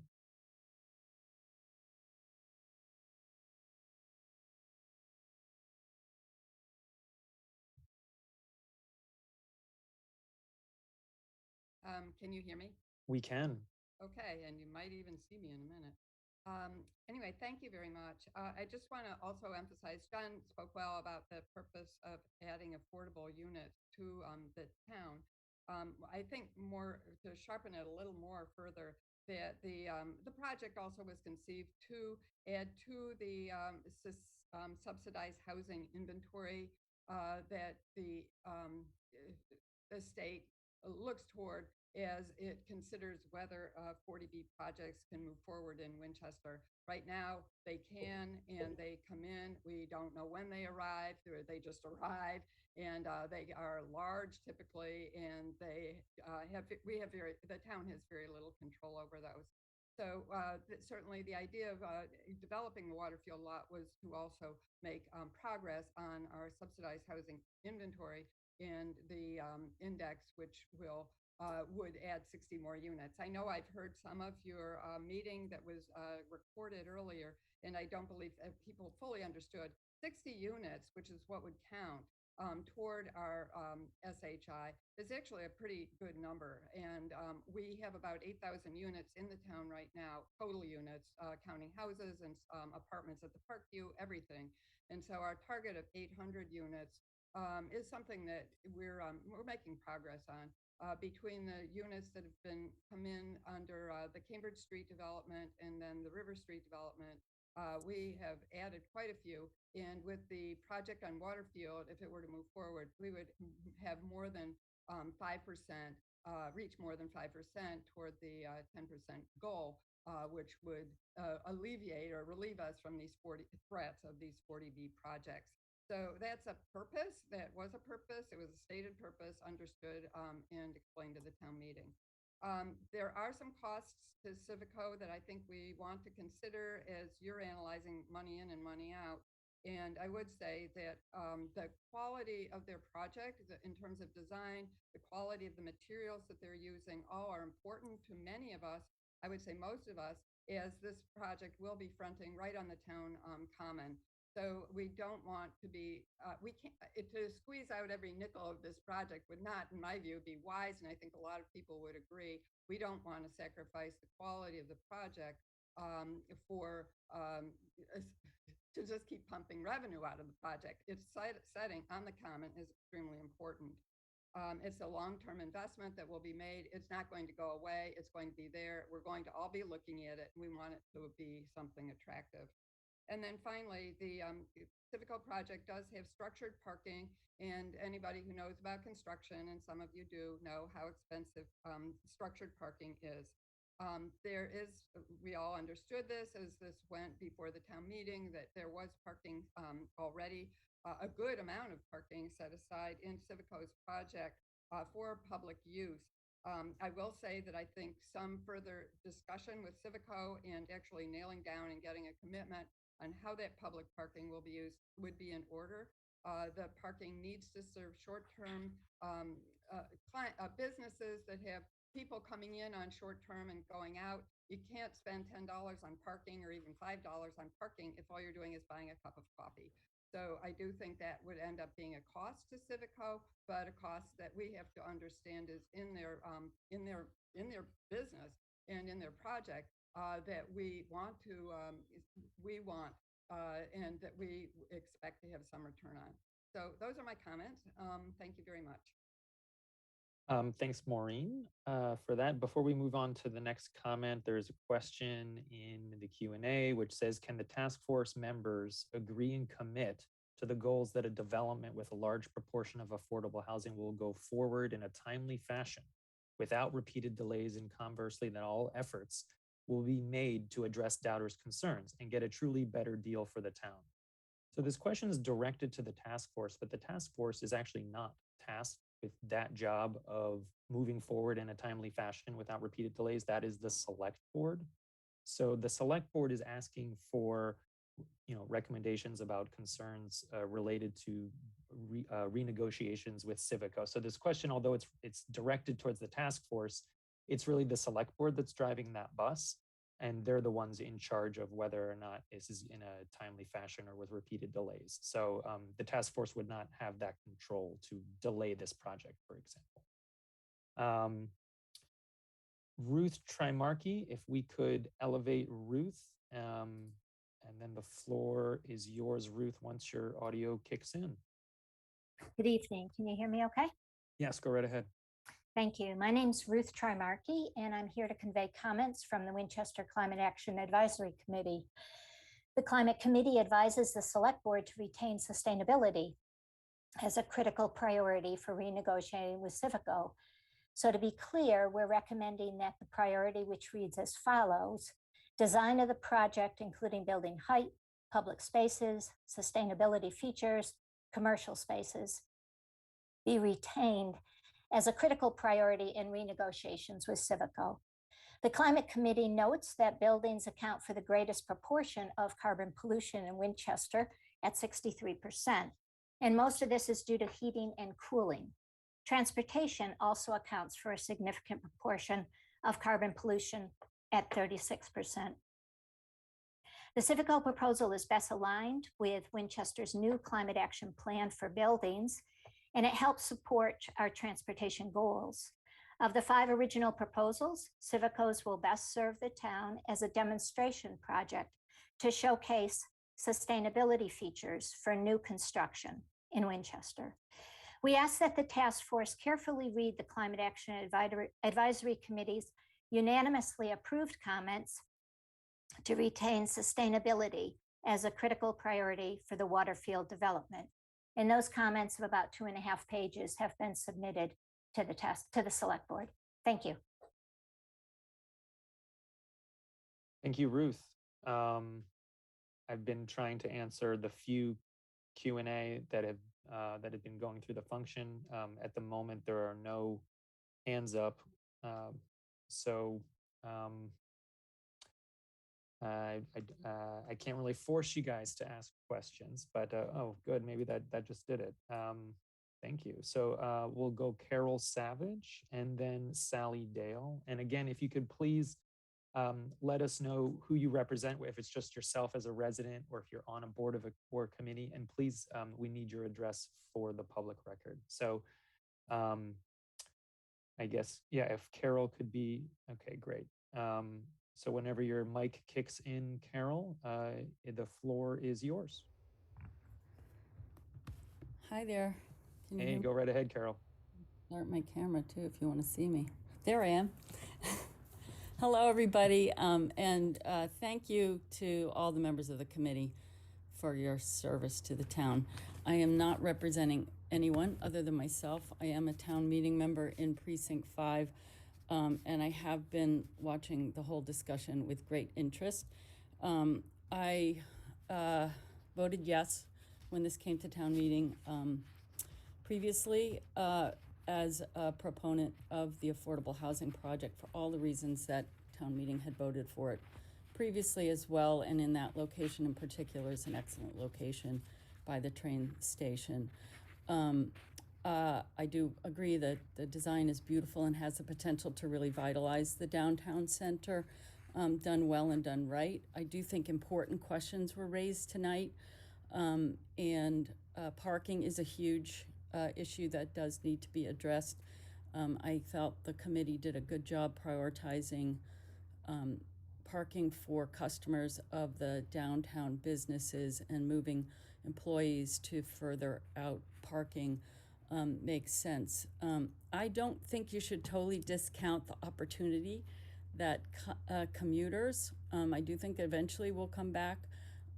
We should be considering the residents of this property as well as commuters as potential customers of the downtown businesses, and we ought to be trying to market foot traffic of the commuters who could be stopping in after their day or beforehand to visit our wonderful downtown.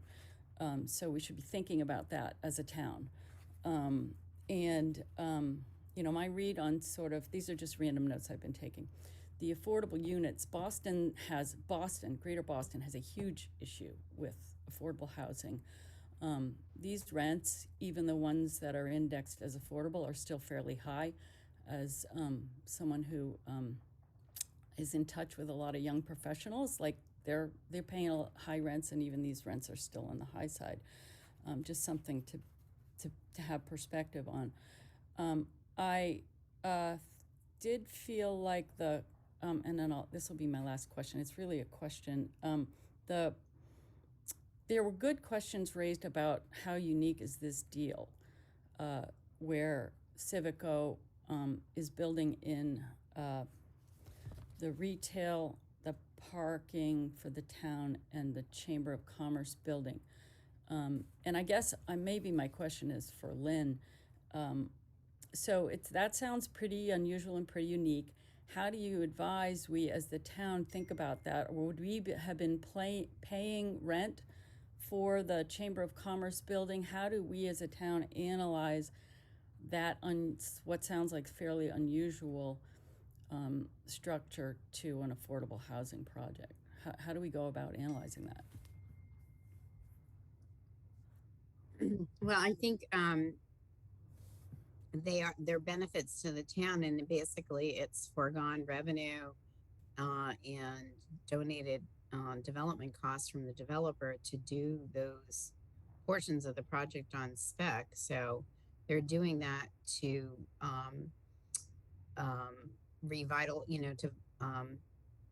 to vitalize, the first floor of the building, and to serve the community. So that's why I put in my, revenue slide that this is something that they are sacrificing to, purchase price. They would pay more purchase price if they didn't have to keep the Chamber of Commerce building or build retail. They could pour more units on the site. So I'm not sure if that directly answers your question. but those are factors going into what they're paying and what they're going to be getting from revenue down the road. Their costs to the project, their benefits to the town, and cost to the project, benefits to the town. Benefits, value added to the town. Totally. Some economic, some non-economic, but should be factored in as we weigh the pros and cons of this. Yes. Okay, that's really my questions for now. I may have more later. I did want to say, so that we get it on this video, that we make it clear where residents can go on the town website to find the Waterfield Task Force information and any documents that are shared with the committee. So any resident of town can see this. It sounds like there's a long memo and maybe more information that the committee's receiving. And if we can also have access to those documents, that would be great. Yes, everything is on the website. The website is in the Q&A right now. It was it was the first question of the Q&A this evening. So if you go down to the Q&A, it'll be there. Yes, I asked, it is on, for those who are watching, it's on if you go to the select board website and on the left-hand column, go all the way down and you see Waterfield Task Force. That's where you can find it. I searched around it. Took a while to find it. Thanks for asking that, Carol. Forgot to mention this at the beginning, and I know the town engineer will be leaving in a few minutes to go to another meeting. So if anyone has any parking related questions, now would be the time to kind of jump in there. And if you don't, that's also fine. Again, I should have mentioned that at the beginning, but it looks like she has about 4 minutes, something like that. If anyone had any parking questions, if we don't, we'll just keep moving. I'm not seeing any hands raised, which is surprising to have no parking questions in a meeting that's somewhat dedicated to parking, because we get lots of parking questions all the time, every day. I am not seeing any hands or questions related to parking. So in that case, I will open it up to any other questions that's not parking, as the engineer has to jump on another meeting. So the floor is open for the question and answer function or raising your hand using the raised hand function. Sally Dale, if we could elevate Sally Dale to a panelist, and when your mic checks up, you may proceed.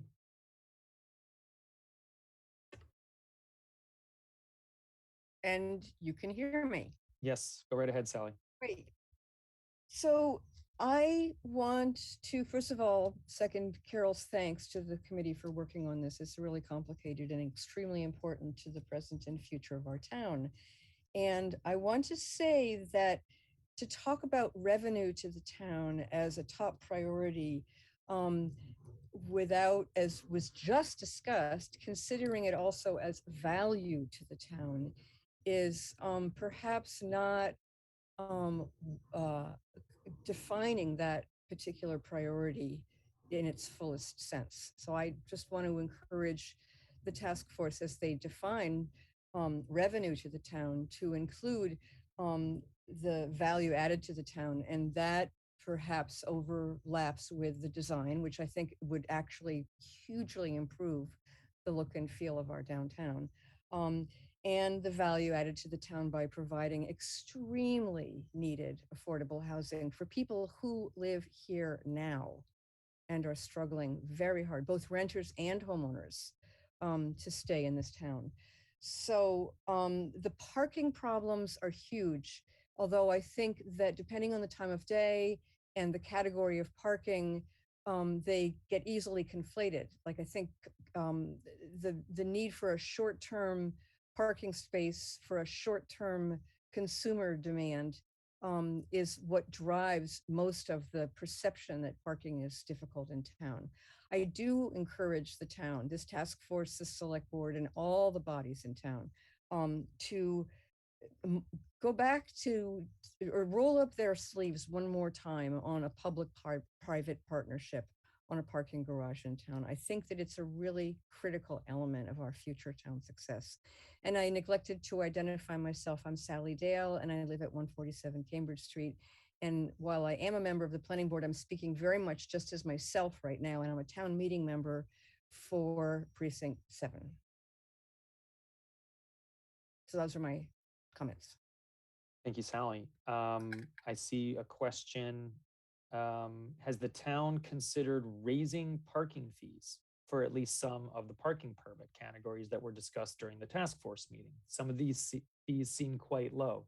That is definitely the understatement of the night. That was my comment.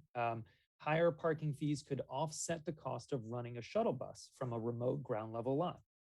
Also, higher cost parking would give residents that can walk or bike downtown incentive to walk or bike. It's an environmental issue and a traffic issue too. So the question is, has the town ever considered raising parking fees? So parking fees were just raised. They used to be free for town employees. So this is where employees that were working in the town center. So we were actually losing money because there was the cost of printing these plastic decals. So we were actually losing money until recently. So we only charged $10 for employees. We charge very, very little for parking. Sorry about that. We charge very little for parking. That has just been increased, but it's certainly something that this exercise is telling to the select board and others that maybe we actually pay very, very little in parking. So the short answer is they have considered it. They've raised them recently, and they are not enough. We charge very, very little in parking, and Winchester residents very much appreciate that. It's a question of how long can we keep that going? Not seeing any hands. The next question here is saying, is the letter that I've written to the select board chair and manager forward to the Waterfield advisory task force? We can make sure that any letters that are associated with the Waterfield lot task force get to all the members. So that's an easy one. Yes, Gloria's was. Great, thank you. I'm going to keep moving here. Diab Jarius, can we elevate Diab Jarius, chair of the planning board? Please identify who you're speaking on behalf of and your address, please.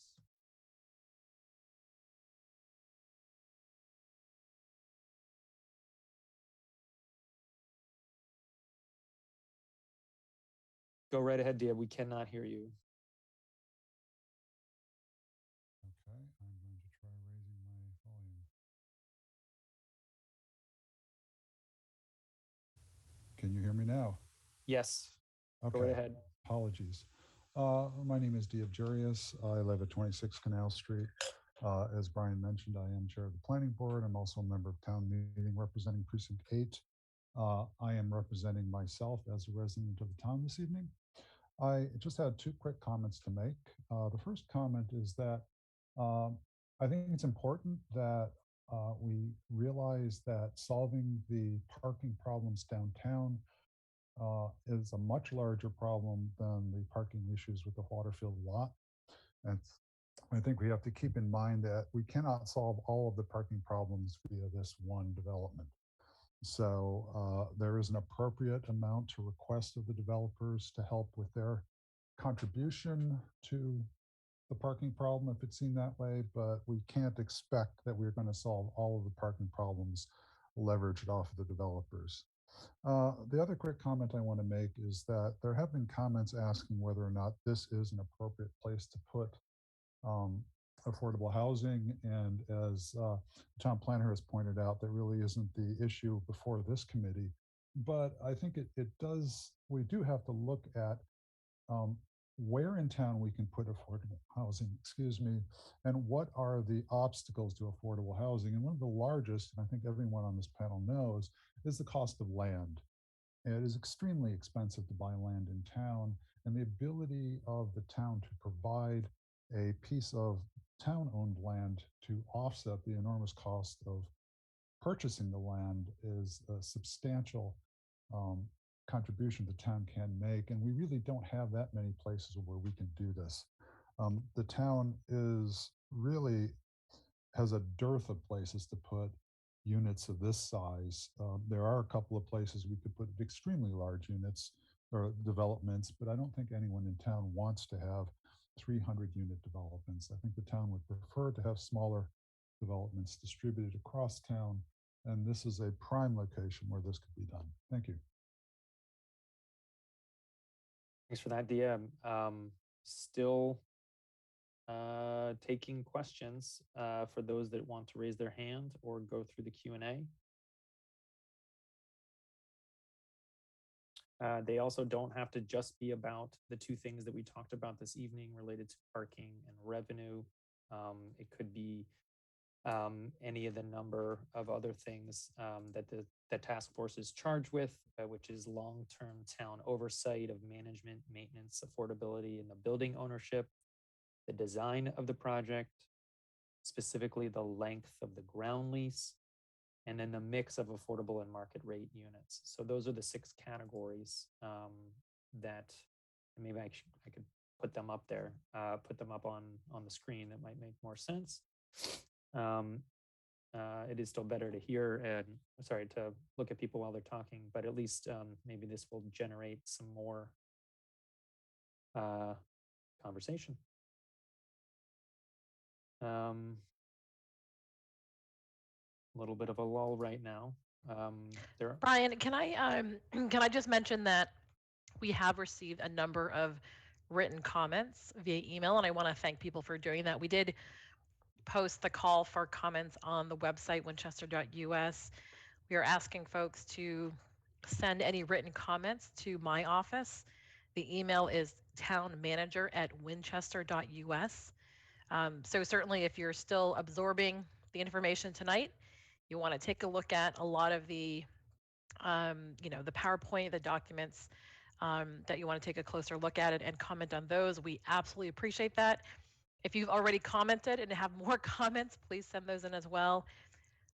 There is a deadline of the end of day on the 16th, primarily so I can pull together everything so that the board, the task force, which is meeting on the 20th, can actually absorb and read all of them. But we are sending comments on a rolling basis. So just consider that the task force's next meeting on the 20th. So try to get the comments in the end of this week if possible to give the task force the time to actually read those comments. Thanks for that information. The question in the question and answer looks, more like a comment than a question. It was related to the task force should think about potentially requiring zip car or some other type of shared car, within the parking lot to kind of offset some needed parking. I think the issue is that zip car will take up a parking space, so that potentially, that's a discussion point. So that's a discussion point that we can certainly talk about. I think if there is more parking that's going to be provided as part of the negotiation, then I think that's a good thing to do. We had planned on putting 2 zip car spots in the layaway lot, and that did not pan out, and then the pandemic hit. So it's possible we could certainly revisit that. Tom Howley, a resident of the Center Business District that could probably throw a rock at this piece of property from where he lives. If we could elevate Tom Howley, an abutter within 300 feet of this potential development. So we could elevate Tom Howley, and then once your audio is set, the floor will be yours. It doesn't look like you're elevated quite yet. Tom, go right ahead. Okay, can you hear me? Yes. Okay, good. First of all, I want to thank everyone for all the time and effort that I know this requires. It is not an easy thing to do to, raise your hand and step forward and, apply not only your time, but your experience and ability to something like this. So this is a matter of great importance to many people in town. And so I just want to thank you. I want to say I really appreciate that a great deal. I could throw a stone. I'd have to have a pretty good arm actually to do it. But from where I'm sitting right now, I actually can see the Waterfield lot from my living room. And I can tell you that as residents of the town center, people who care greatly about the vibrancy and economy of the town center, and also are really enthusiastic about what it can bring to someone to actually live in the center of our town. Nancy and I have, we just feel so grateful for living where we do, where we can walk everywhere. We become part of the sort of the town common community as a result, as well as our merchant community. We see people far more than we did on Main Street when we lived there. So anyway, it's a great spot to live, and Nancy and I are both in favor of smart development within the town center. But I just want to comment really not so much as a town resident, but I'm also happen to be chair of the Council on Aging. I did send the task force, I'm not sure if it's worked its way to you yet, a letter that represented a unanimous vote of the Council on Aging. And if I could just simply try to summarize that, the Council on Aging, our mission is really to promote healthy aging and independence and well-being of Winchester's older citizens, as well as support the community that is supporting Winchester's older adults. And as we look at the various challenges that older Winchester residents face, I would say that affordability of housing is perhaps the number one concern of many. And I would put transportation as being perhaps a second one. So, we believe that many older residents, who have spent decades raising their families in Winchester, and then leave our community. They often leave not really because they want to, but because they can't afford to stay. And usually that is a result of the housing costs that they're carrying. And so there's a need for them to downsize. But when they do, and they sort of survey that prospect, they realize that there are no real good affordable housing opportunities for them. And the Civico project was something that the Council on Aging was very excited about. I believe, the 40 affordable rental rate units was the highest number of any of the other projects, if I recall that correctly. It is ideal housing for older residents of town. It is located in the center of, our business district, walkable to all those stores, to public transportation, to an open space like the Common. It really is an ideal affordable housing location for older residents. I would say that, to echo the comment of the previous one of the previous people who spoke, that this is really a unique opportunity for the town to create badly needed affordable housing.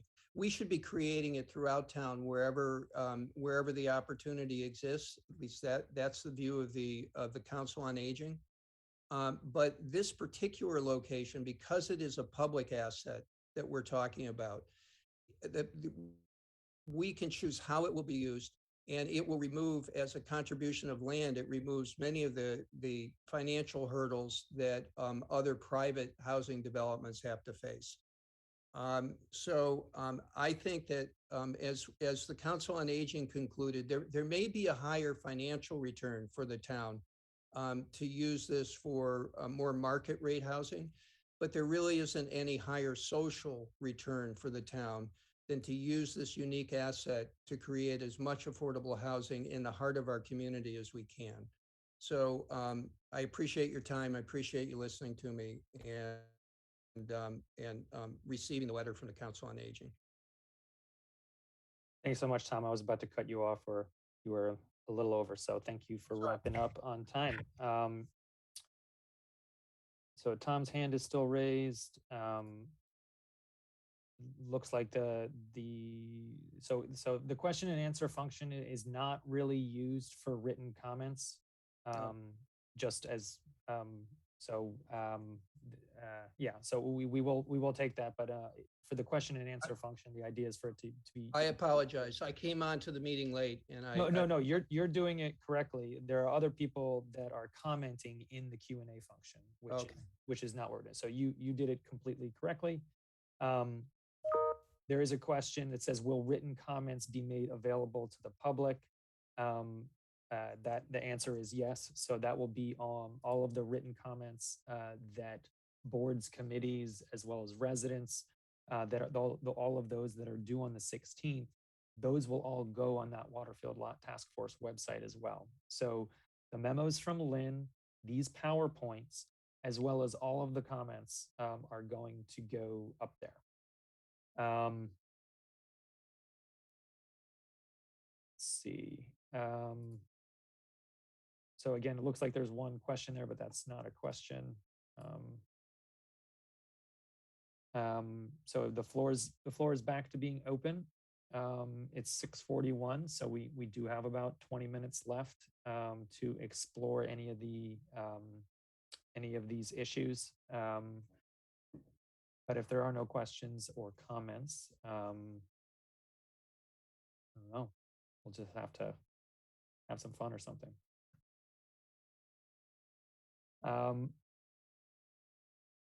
I will thank everyone for taking the time, especially being on the task force members for being, this is now in hour, almost to be hour 4. We've gone through 2 hours and 40 minutes. And I know there's some people on this call that actually have meetings after this as well. I do appreciate that. I am not seeing any more questions in the question and answer. Whoop, time's up. I'm not seeing any more questions or potential people raising their hand for comments. So we're kind of at a standstill here. I think I'm not really ready to close the meeting, but maybe some people are. Bill Cummings, please. Why don't you go right ahead? Oh, you're muted. Just going to comment, Brian, if you are running town meeting now and the last article had come up and there were no more questions, you'd ask for a motion to adjourn. It's not, might stay open till 10, but if the meeting is over, it's over. Fair enough. The last question that I see here is, when will the other priorities be addressed by webinars such as tonight's on financial and parking priorities? So we have 2 more meetings scheduled. They are on September 20th and September 30th. And during those 2 meetings, we're going to go through the other priorities, and also throughout that kind of start talk. And that last meeting will be focused on the report as well. So it's the answer is on the 20th and the 30th. Carol Savage has a question. Will this task force be weighing in on the financial model on this project that was presented to town meeting? That is not in their charge. I don't see how we would have time to do that, although task force members could choose to do that after, but that is not part of the charge, nor do I think we have the time. So this was talked about at the beginning of potentially adding things to the charge. Nobody's adding anything to the charge. That was what the conclusion was. The charge is the charge. We need to finish that up. And then if there was extra time, we were going to get into things like weighing in on the financial model. But the short answer is no. Will this task force be weighing in on the financial model? Is not at this time. I think I'm going to wait about 10 or 15 more seconds if there's any more questions, and then I think we are going to adjourn.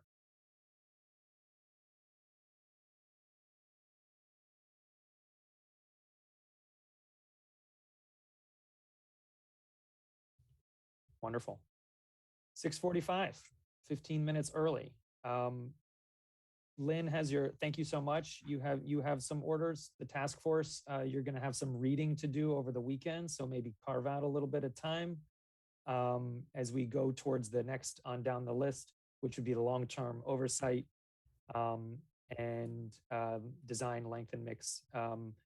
So it's going to be this one, the long-term town oversight, and then one of these three. I think the length of the ground lease, we might be able to do that one. And then if there's time, so we'll plan for two, but maybe if there's time, we'll put a third one in there in order to try to get that report kind of focused on in the last meeting. It's a tight timeline, and I know that it's tight. So thank you, everybody. We are going to adjourn now. And if there's any questions that you have for Lynn, you can certainly email her directly. Any questions for the town engineer, Beth Rudolph, or myself, you can also email us directly. And then we can present that information at the next meeting, or potentially if there are questions, we can actually answer them to you via email. So thanks again, everybody. The meeting is adjourned early. We will see you again on September 20th, which is in a week from today. So have a nice week, everybody, and we'll see you on the 20th. Thank you, Brian. Thank you, Lynn. Good night, all.